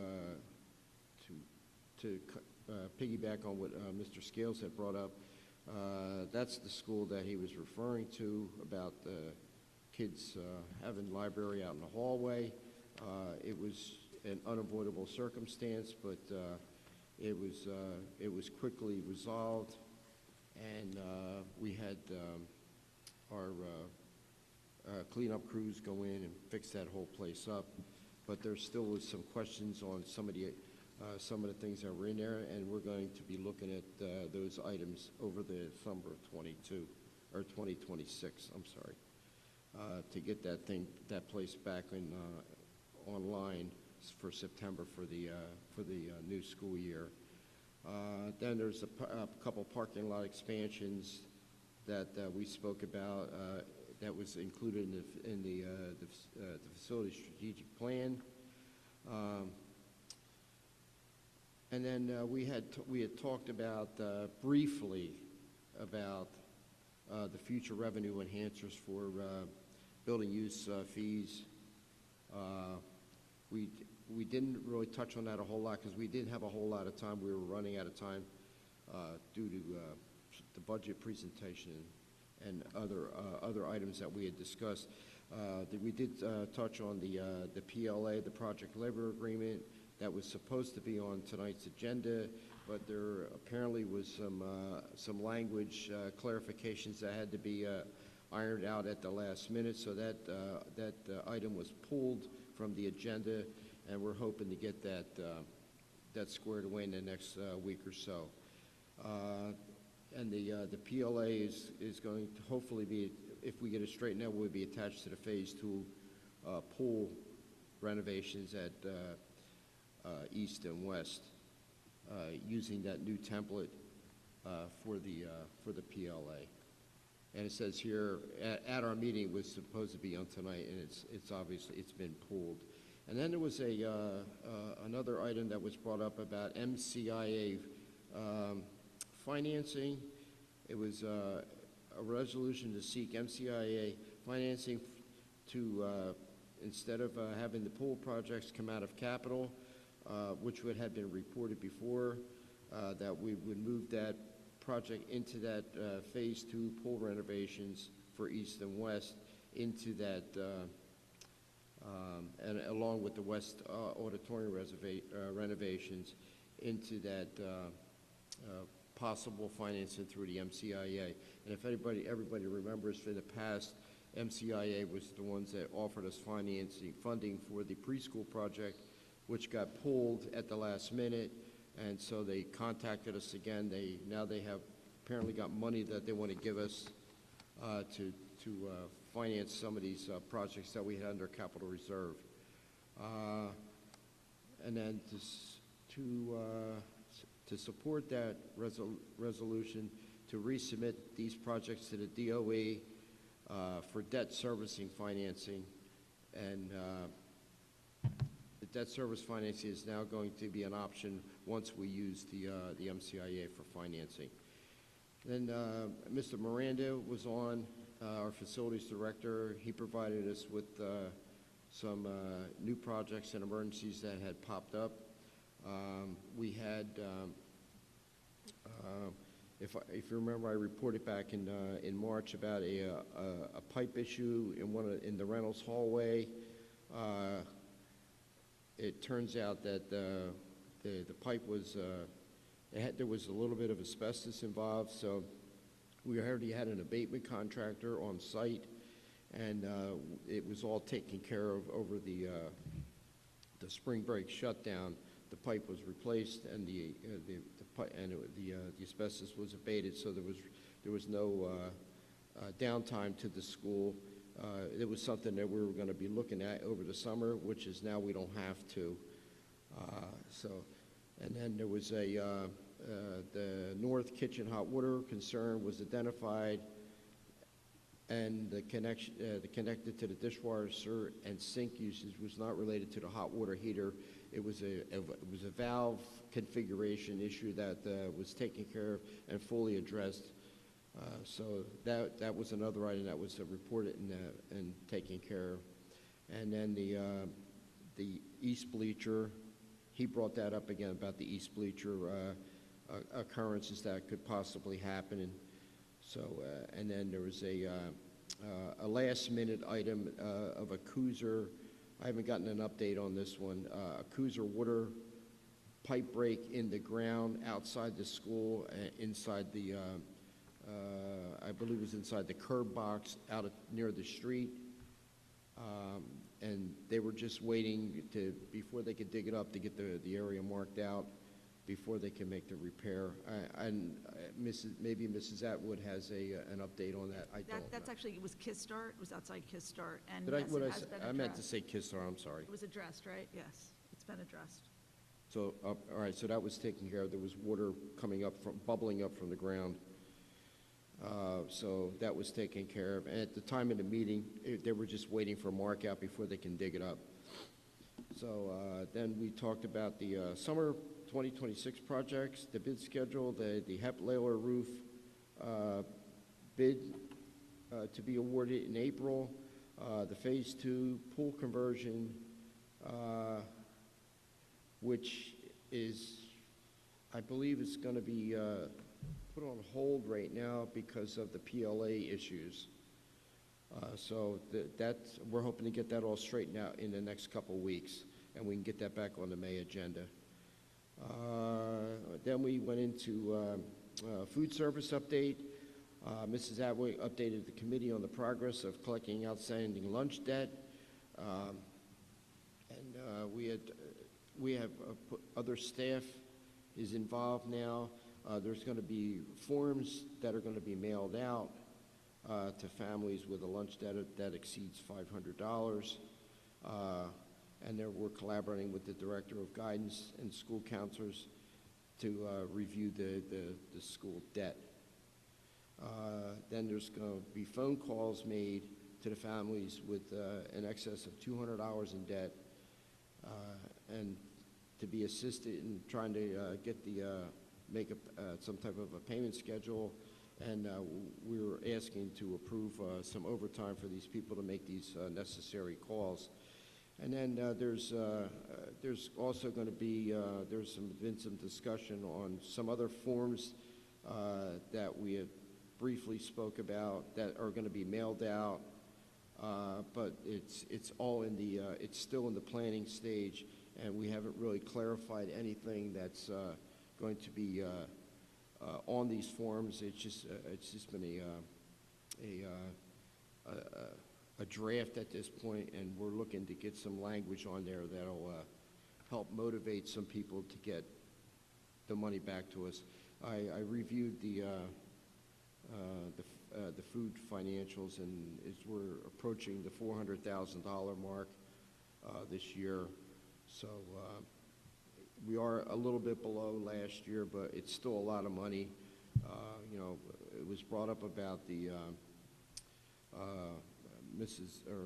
Dr. Farrar brought up about the North Pool, the money we're spending there, but the money all comes from the same place, and to have to cover $400,000 is not an easy task.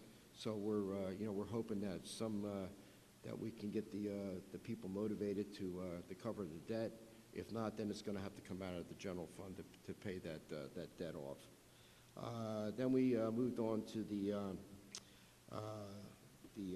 annual lease purchase approval, which is on tonight's agenda.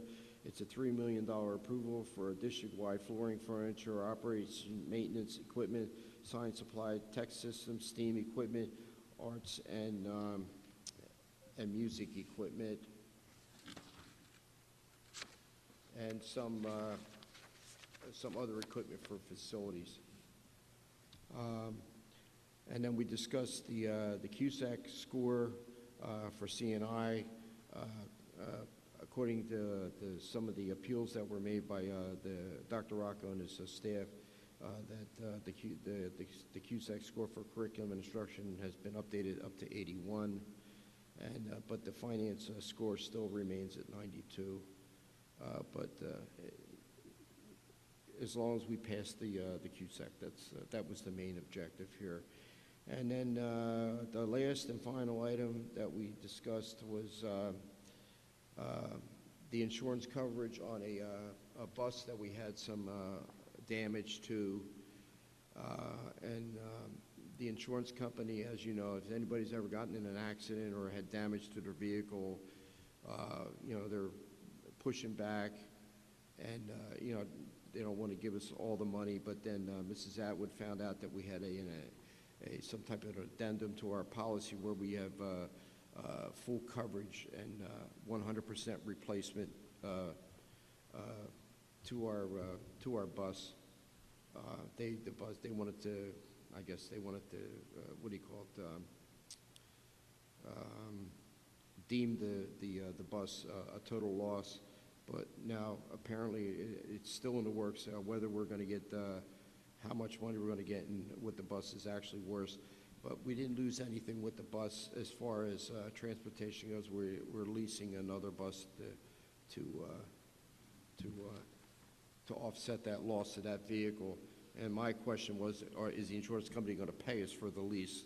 And I don't think that's going to happen, but hopefully we can get that done. And then we had, on all committees, we had some, we talked about the policy 8441 and the regulations on it, and with Mrs. Aldino, and then the some proposed settlement that's going to be on the agenda tonight. So, and we had a brief discussion on the township lease approval. We're hopefully going to have a public hearing on that next month, as long as they finally get the language all straightened out over there. We're still waiting on that. And that concludes my report. Our next meeting is scheduled for Wednesday, May the 13th at 8:30 a.m. And I look forward to seeing everybody then. Thank you. Anybody has any questions? Thank you, Mr. Kanka. Any questions in regards to Mr. Kanka's Finance and Operation Committee report? Okay, seeing none, I'm going to move on to... Thank you. You're welcome. Seeing none, I'm going to move on to personnel. I don't know if Dr. McSheen, since Ms. Soto is not here, will you be doing the Yes, report? and she was kind enough to pass along a report, so I will pass that along to everyone else. So, on behalf of the Personnel Committee, I'm pleased to provide this evening's report. The committee met on April 22nd. I, along with Denise Soto, Dr. Rocco, and members of his leadership team were present. The committee reviewed several items requiring board action. First, a revised job description for the food service analyst position was presented. This update reflects changes from the 2019 version and ensures the role more accurately aligns with current responsibilities and operational needs. And this is item 16 on tonight's agenda under personnel. We also reviewed the annual renewal of non-tenured staff and educational assistants, which is being brought forward tonight as part of our ongoing commitment to maintaining a strong and effective workforce, and this is item 3. In addition, the committee was presented with the proposed 26-27 holiday calendars for 12-month employees, trades employees, and part-time custodians, including designated trades blackout dates. These calendars are being submitted for board consideration and approval under item 15. Let's see. An update was also provided on a proposed rescinding of a recent appointment due to a lack of response to multiple attempts by Human Resources to obtain essential onboarding documentation, and this is under item 13. The committee also discussed ongoing recruitment event efforts. HCSD recently hosted a job fair on April 21st at Steinert High School, and current vacancies for the 26-27 school year were shared with the committee as part of our proactive hiring strategy. Let's see. And finally, Dr. Rocco shared a meaningful story about a visit from one of his former high school teachers earlier in the month, serving as a reminder of the lifelong impact educators have on their students and the importance of the work we do each day. And I definitely got a kick out of that when you share it with us, and I'll let you share it if you want to at some point. But so that concludes the Personnel Committee report. And if there's any questions on personnel, I can answer that. And if not, I'll roll into DCR. Do we have any questions on the Personnel Committee report? Okay. And I do believe we have a PTA liaison report, Ms. Harvey. And do you have, I apologize, DCR first? Yeah, I'll just roll into Yes, that real we'll quick. start with DCR. My apologies, Dr. okay. Machine. So for DCR, and this is from our chair, Cassandra Hodges-Jones. So thank you, and DCR, for those who don't know, it's the District Community Relations Committee. Thank you to everyone who joined us for our virtual meeting on the 21st last week. We discussed many wonderful presentations that were held throughout the year, as well as began discussion for any recommendations that would be submitted in our end of year highlight presentation to the board. So what we did was kind of summarize it in the 4 pillars, the 4 subgroups of the committee. First, recruitment and retention. The committee emphasized the urgent need for enhanced social emotional support for staff. While liaison committees exist, there's a perceived gap between staff feedback and administration or administrative action. Yeah, I'll just reread that last sentence. While liaison committees exist, there is a perceived gap between staff feedback and administrative action. The second subgroup is the Reimagining Discipline Subcommittee. The discussion focused on the missing link in current disciplinary frameworks, as in the reintegration process. The third subgroup is curriculum and instruction. The committee advocates for a renewed district-wide commitment to culturally responsive teaching. And subgroup 4, or subcommittee 4, which is the climate and culture, due to time constraints, we weren't able to actually cover the climate and culture subcommittee report, and it's postponed to next meeting to ensure a full discussion with all key members present. We look forward to discussing the last subcommittee report and create recommendations further at the next DCR meeting. The next meeting, we do invite anyone to join. Our next meeting on Tuesday, May 15th from 5 to 6 at Grice Middle School in the Media Center. It will be our May mixer, and light refreshments will be provided. Please join us and come with topics of interest and/or questions. Always feel free to reach out to us at dcr@htsdnj.org if you have questions, concerns, feedback, or are interested in joining. You can also find us on the district website, and that is all. Dr. McSheen, what was the date you said was the next one? May 15th? So May 15th is a Friday. Ooh, is that? Should it be May 12th? Okay. Okay. Says Just Dr. wanted Copeland. to double check. No, that's a good call out. It says Tuesday, so it should probably be. It's either the 12th and or it the always 19th. is Tuesdays, yeah. So. Let me double check. Yep, Tuesday, let's say Tuesday, May 12th, which is an actual day this year. Okay, and that's from 5 to 6 at Grice in the library. Thank you very much. Any questions in regards to DCR committee report? Okay, seeing none, I'm going to move on to Ms. Harvey for our PTA report. Thank you. The PTA presidents met on March 30th at Alexander Elementary School. The PTA had sponsored us, and they talked a little bit about what they have been doing at Alexander. They had just finished up a successful Tricky Tray. They had also indicated how their fundraising efforts had led to field trips for the students, and they were thankful that they have a strong PTA. Next, Dr. Rocco had given some communications to the PTA. I won't repeat them all because if you've come to our meetings, you already have heard them. I will mention the bell-to-bell cell phone ban that we told the PTAs about that goes into effect on September 1st, and that there was a discussion about how it's more problematic for high school students.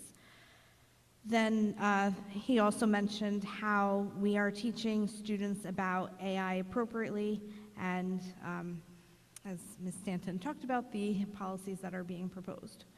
We also had a guest speaker, Carol Feldman, who is the founder of Shine and Inspire. It's a local nonprofit, And Ms. Feldman had come to talk to us because she'd really like to get her nonprofit more visible in the community. Currently, if you go to a lot of local Hamilton stores, the Shop Hamilton, they already have a Shine and Inspire donation center. You can see the signs. If you yourself have a business and would like to put a box, she will give you signs. What they do is they collect items like socks and deodorants and book bags for students in need. And each school in our district has a way to get in contact with Shine and Inspire so that a student can non-discreetly, or discreetly I should say, get need for help. So, some kids, the issue was that they are self-conscious that they can't afford deodorant and they come to school. So when the teacher recognizes this, they can go to the liaison and get help. Alexandra had mentioned, since we were there, that they also have their own program, and a lot of schools have their own programs as well, but this is a way that you can give to the community to help these students. She also had mentioned how, let's say you're in a knitting club. What they have been doing is they've been getting yarn donated. So if you have yarn sitting around, you can donate it to Shine and Inspire, and they then give it out to these knitting clubs who will make hats and gloves for students who need them. They just had a fundraiser actually last Friday. It was a luau, but they are also having their next big fundraiser June 19th at Antonia's on Cruiser Road, where it's a luncheon where they're trying to raise money. They have two big events for their students who need help a year, and the one is coming up in the summer where each student who attends gets PJs and a gift card. Obviously, they need support to do that, so if you'd like to make donations, you can get in contact with them or go to your local Shop Hamilton businesses that have the sign. And in the winter, they also do a party where every child gets an outfit, a toy, and a new coat, and they have events at the Nottingham Ballroom for these students. They also indicated that if you know someone who would like to dress up as Belle or Cinderella, they have them at their event to take pictures with the students, because the students really enjoy that. So maybe you have a high school student who has her costume and wants to donate her time for charity. Their mission is to pay it forward, and they make a difference in someone's life so we can make a difference in yours. There was also a discussion from Kelly Golden, who's our county rep for the Mercer County PTA. They just had their fundraising event last week as well.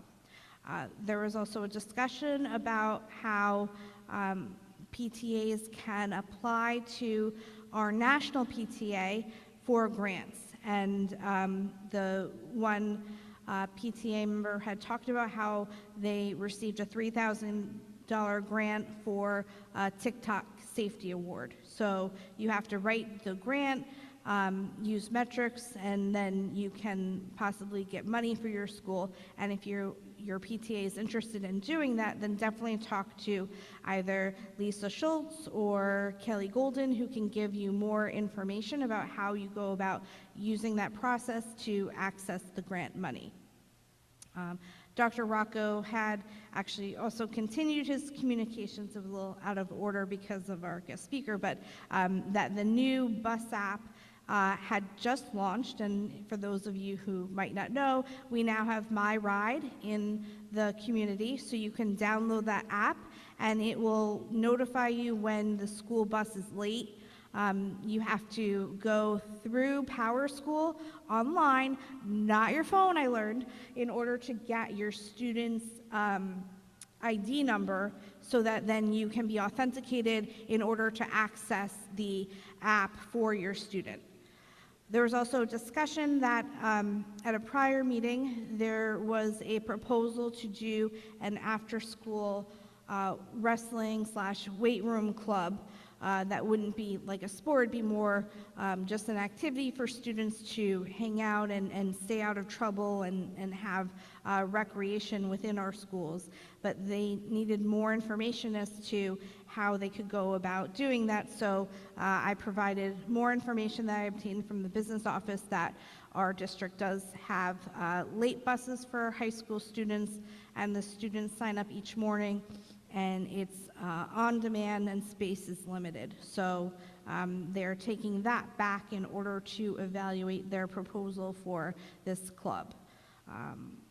I also updated the PTAs on their request to have an online portal to book our facilities, and that is in the works. It's as of March 30th, it wasn't final yet, and I see Ms. Atwood shaking her head, so I don't think it's finalized yet, but we are working on it, and that is something that will help PTAs and other community members use our resources to electronically book, and that will send the request directly to the school, which will then route it to the business office once the approvals have taken place. So it's a way to minimize paper and expedite the ability of groups to use the documents that they need over and over, like your insurance certificate or safety plan. So that is in the works. It's not done yet, but we are looking forward to doing that to ease the work of the PTAs. And then the PTA adjourned with its next and final meeting for the year at McGalliard. Thank you. Thank you, Ms. Harvey. Any questions in regards to Ms. Harvey's PTA committee report? I just want to add that anybody who goes to RWJ to work out, there is a box there, a Shine and Inspire box for Coozer. Thank you, Dr. Farrar. So moving on, do I have any questions in regards to the monthly suspension report? Any questions in regards to the monthly HIB report? Any questions in regards to the monthly health report? Okay, seeing none, I'm going to move on to hearing of the public on agenda items. I don't believe I have anyone signed up for agenda items. Okay. So now I will move on to curriculum and instruction. Ms. Stanton, can you take us through curriculum and instruction agenda items? Absolutely. What do we have here? By recommendation of the superintendent, I move items 1 through 14. Second. Okay, I will start with any questions in regards to curriculum and instruction agenda items. Mr. Kanka. None. Dr. Ferrara. No, thank you. Ms. Williams? No, thank you. Ms. Harvey? No, thank you. Ms. Stanton? No, thank you. Mr. Scales? No. Dr. McSheen? No, thank you. Ms. Atwood, can you take us through roll call, please? Dr. McSheen? Yes. Mr. Scales? Yes. Stanton? I'm going to abstain from number 4 and yes to the rest. Williams? Yes. Dr. Farrar? Yes. Tarby? Yes. Mr. Kanka? Yes. Ms. Thornton? Yes. Motion's passed. Finance and operation. Mr. Kanka, will you take us through finance and operation agenda items? Upon recommendation of the superintendent, I move finance and operation motions 1 through 13, 15, 16. Second. Okay, so in regards to finance and operations, I'll start with Dr. McSheen. Any questions? No, thank you. Okay, Mr. Scales? No, thank you. Ms. Stanton? No, thank you. Ms. Harvey? No, thank you. Ms. Williams? No, thank you. Dr. Ferrara? None, thank you. Mr. Kanka? Nothing. Ms. Atwood, can you take us through roll call? Dr. McSheen?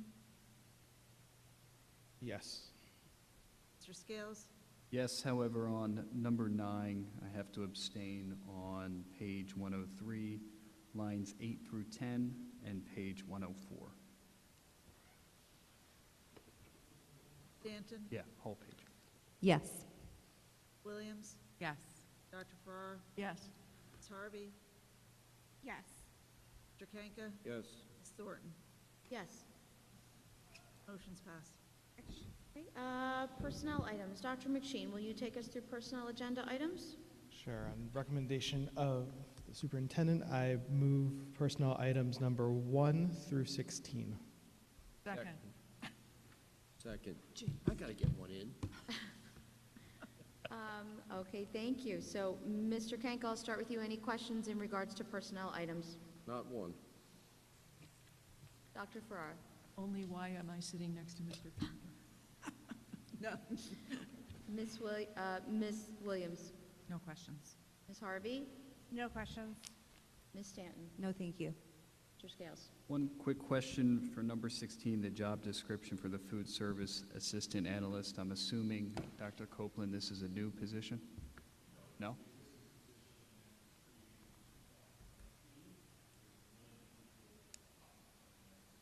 Okay. And I assume we're just amending the job description to, okay, very good. Thank you. Dr. McSheen? No questions. No? So at this time, I would like to recognize we have quite a few retirements this evening. We have 17 on the agenda for this evening. So I would like to recognize them. We have a principal at Robinson Elementary School, 1-year service, Christia Greenberg. We have a carpenter throughout the district, 9.5 years service to Hamilton, Joseph Gary. Director of Facilities, 14 years service to Hamilton, John Miranda. Teacher of Science at Hamilton High School East, Steinert, 18 years service to Hamilton, Thomas Letzen. Teacher of Special Education at Crockett Middle School, 22 years service to Hamilton, Annette Arduini. Teacher of Mathematics, Crockett Middle School, 23.5 years service to Hamilton, Larissa Doldy. Principal at Alexander Elementary School, 25 years service to Hamilton, Joseph Buchholz. Teacher of Art at Hamilton High School North, Nottingham, 25 years service to Hamilton, Robert Stout. Teacher of Special Education, Hamilton High School East, Steinert, 25 years service to Hamilton, Linda Van Handel. Educational Assistant throughout our district, 26 years service to Hamilton, Donna Morrow. Head 2 Custodian at Hamilton High School West, 26.5 years service to Hamilton, Roselle Cherubin. Academic Interventionist at Morgan Elementary School, 29 years service to Hamilton, Tina Sanger. Teacher of Health and Physical Education at Kistart and Cooser Elementary, 30 years service to Hamilton, Jeremiah Wilson. Teacher of English, Hamilton High School North, Nottingham, 31.5 years service to Hamilton, Kenneth Kleck. Teacher of Science, Reynolds Middle School, 39 years service to Hamilton, Kathleen Breen. Teacher of Elementary Education, Sunnybray Elementary School, 25.5 years service to Hamilton, Daniela Kadubek. Teacher of Special Education at University Heights Elementary School, 34.5 years service to Hamilton, Shelley Nagley. Thank you so much for your dedication and service to Hamilton.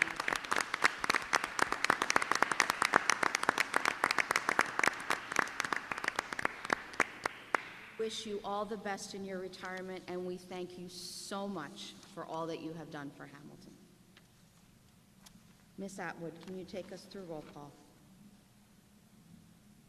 Dr. McSheen? Yes, but abstain on 3E13, 3E68, and 3E161.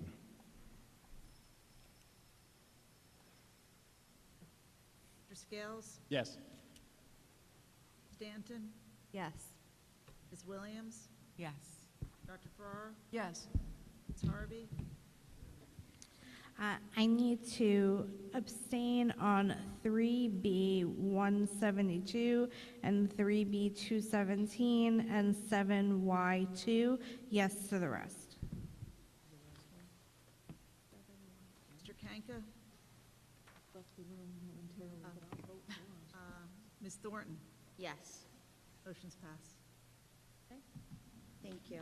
At this time, I'm going to go to hearing of the public on school-related matters. I do have...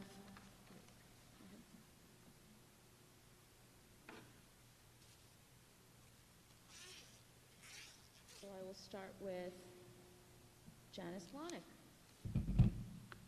Oh, okay. I'm out of order, so I apologize. I'm not... No.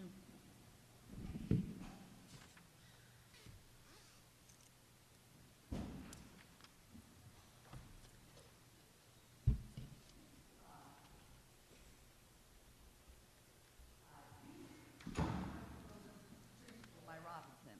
But however, the Robinson people complained that there was no traffic study, traffic would be bad. And I believe we even had a grant to fund it. However, you caved in and decided you wouldn't build it because of the complaints.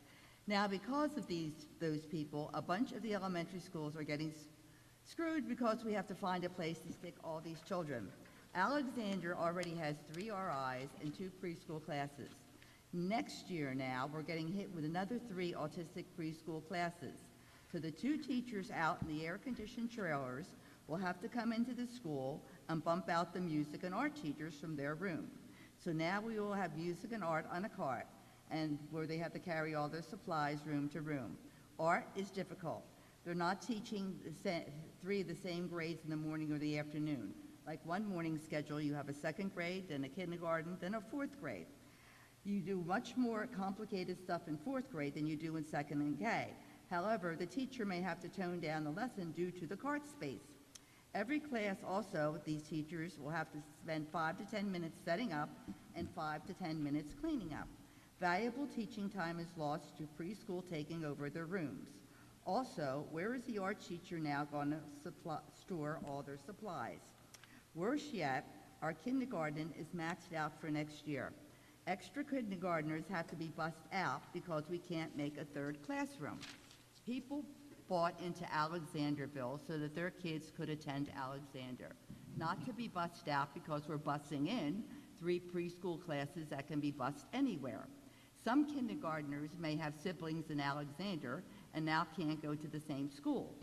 First-time kindergartners to the area won't get to know who lives a few streets away from them and make new friends in class because they're going to a school in a different neighborhood, which is going to, well, they'll be there for 5 years. Someone just bought a house in Alexanderville, $719,000 they paid for this house. Did they spend that much money so their child could be bused to God knows where? I don't think so. You're spending money busing preschool in and spending money to bus Alexander kids out. That makes no sense. And to bus Alexander child out because of preschool is mean and cruel when preschool can go anywhere. Plus, the smaller the class size, the better the learning for all the kids because the teacher can spend more individual time, plus make smaller groups. You have no idea how long it takes to work with just one kindergartner child to get a concept understood or to test each child individually. Busing kids out of Alexander is wrong when we have the room to make 3 classes, which is far better educationally. Kindergarten to 2 is the core of their education. At the moment, all we need is 1 classroom. So send one of the preschools somewhere else, maybe Robinson since they started this mess, or rent a building, or maybe you have some spare rooms in your new school board meeting, in your school board building, because I'm sure they have a lot more spaces there that they could put a few preschool in there. You'll be affecting, and not in a good way, the education of the whole Alexander kindergarten if you don't make 3 kindergartens. Living in the neighborhood should count for something. Thank you, Ms. Klonick. And I do apologize, I went out of order because I did read it wrong, so I do apologize. Katie Cubano.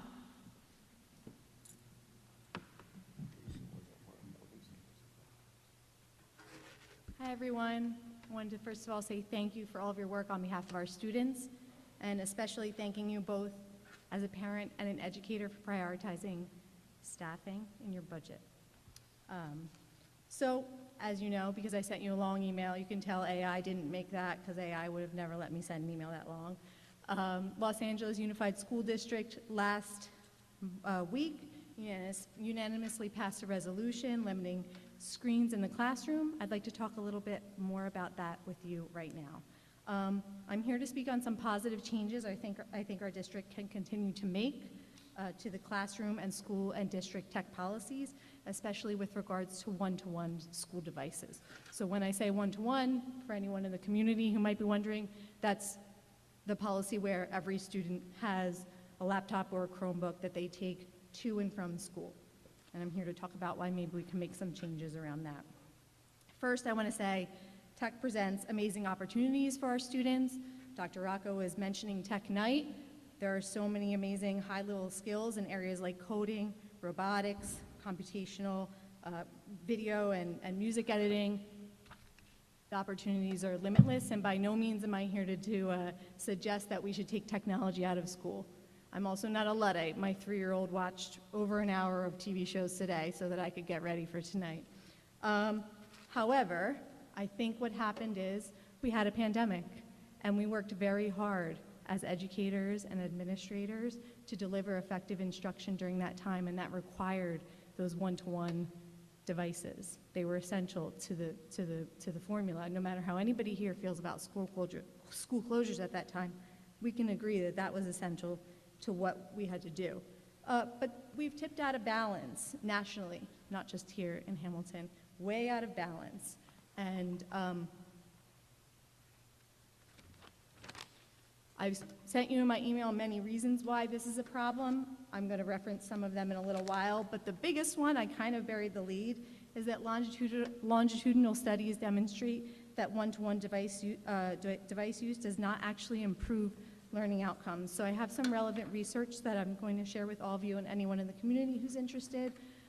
Briefly, large-scale randomized evaluation of 1 laptop per child program followed children from over 530 schools and found no significant effects on academic performance, some evidence of negative effects on grade progression, no significant effects on primary and secondary school completion, no significant effects on academic performance in secondary school, no significant effects on university enrollment. And although access significantly improved students' computer skills, they did not improve their cognitive skills. Another meta-analysis, this one that I just cited, was from 2025. Another from 2019 found that globally, students appear to perform best on tests when they report low to moderate use of school computers. When students report using devices every day and for several hours during the day, their performance lowers dramatically. My perspective also comes from my time as an educator. I spent 18 years in the profession, most of those years as an English teacher at Hightstown High, then an instructional coach. I now work with student teachers for the College of New Jersey, and just from an anecdotal perspective, I can tell you in most classes, most days, 6-12 at least, those kids are sitting behind their Chromebooks and they are in their own worlds.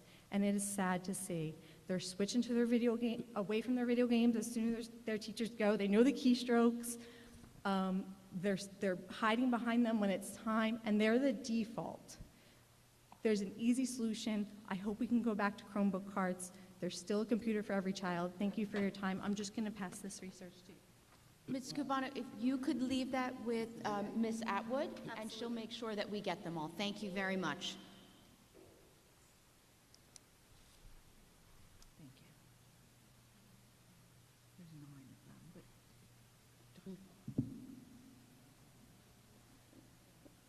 Okay, and Javier Cubano.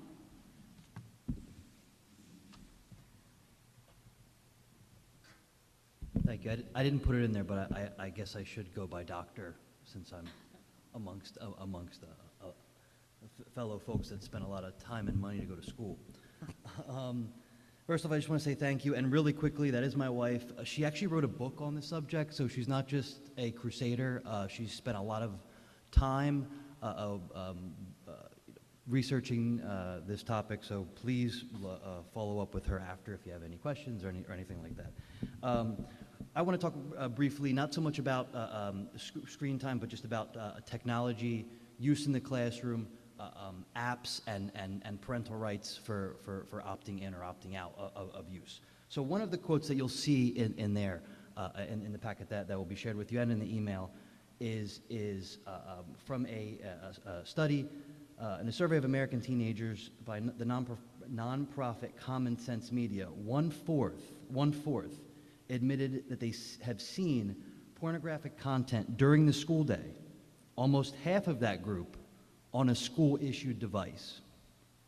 Now, several months ago, my child was in an ALPS class in an elementary school, and they were playing an app, and in the app, it was a word app. The word to win the game was an acronym MILF, M-I-L-F. I won't tell you what that means, but please feel free to Google it. And if any elementary school student who is just even a little bit curious would probably go home and Google that, you'll see what will come up if there's not adequate safeguards. So I understand, the principal was great, the teacher was great, Mr. O'Boyle, I believe he's back there, he was great too, in terms of addressing the concern and putting the right safeguards on. But the more purpose of my point here is that these apps, they solely exist to capture our attention and capture our revenue. I mean, that's what they are for. So while I'm certainly not against using technology in the classroom, I use technology every day. Technology has given me a great life for my family.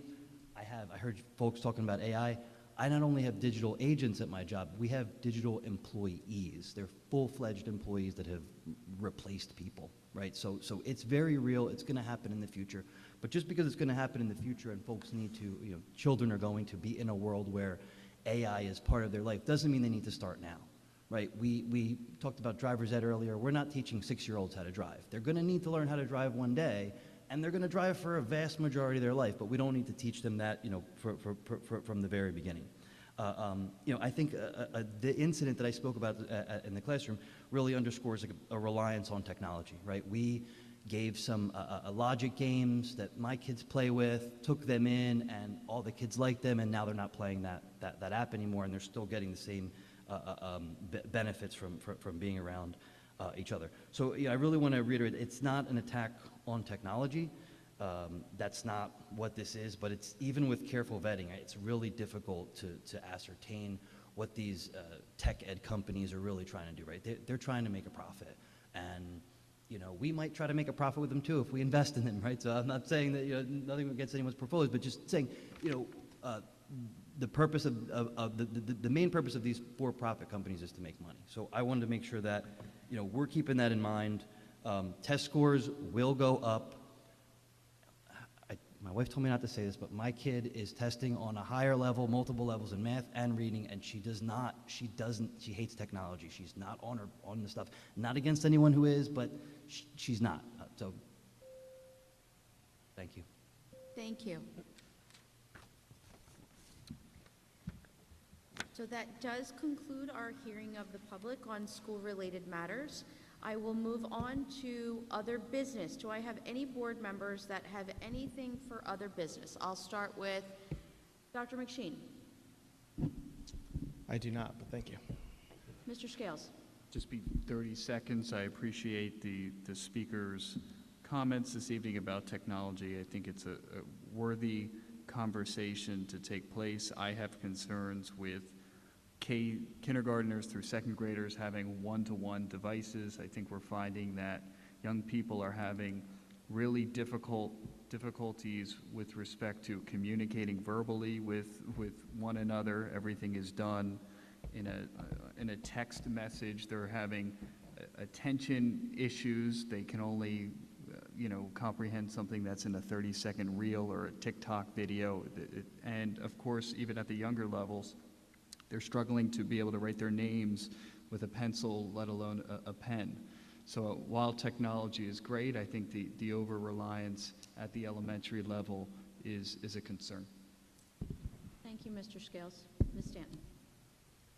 I want to thank everyone for coming out this evening. I too really do have become concerned about our youngest, our pre-K through 2 second graders, having a little bit too much screen time and a little bit too much dependency on our tech. I love our tech programs and everything that we're able to do here in the district, but we see that research is showing that we do need to balance things out a little bit more. I'm seeing with a lot of the folks that I work adjacently to that work in occupational therapy that they're noticing that our fine motor skills are kind of dwindling out with our younger children because of a lack of just the normal things that we used to work with crayons and pencils and blocks and things like that. So really getting back to some of the basics with our youngest students would be fantastic. So I do thank our speakers for coming out this evening. Again, I hope that we have plenty of the community coming out tomorrow, 5 o'clock at Crockett for our tech night to see the positive tech things that we've done, and also to see what kind of things we can meet in the middle with, what kind of things we need technology for, and what kind of things we can kind of go back to the brick and mortar with. So I look forward to seeing everyone tomorrow night. Thank you, Ms. Stanton. Ms. Harvey? Thank you.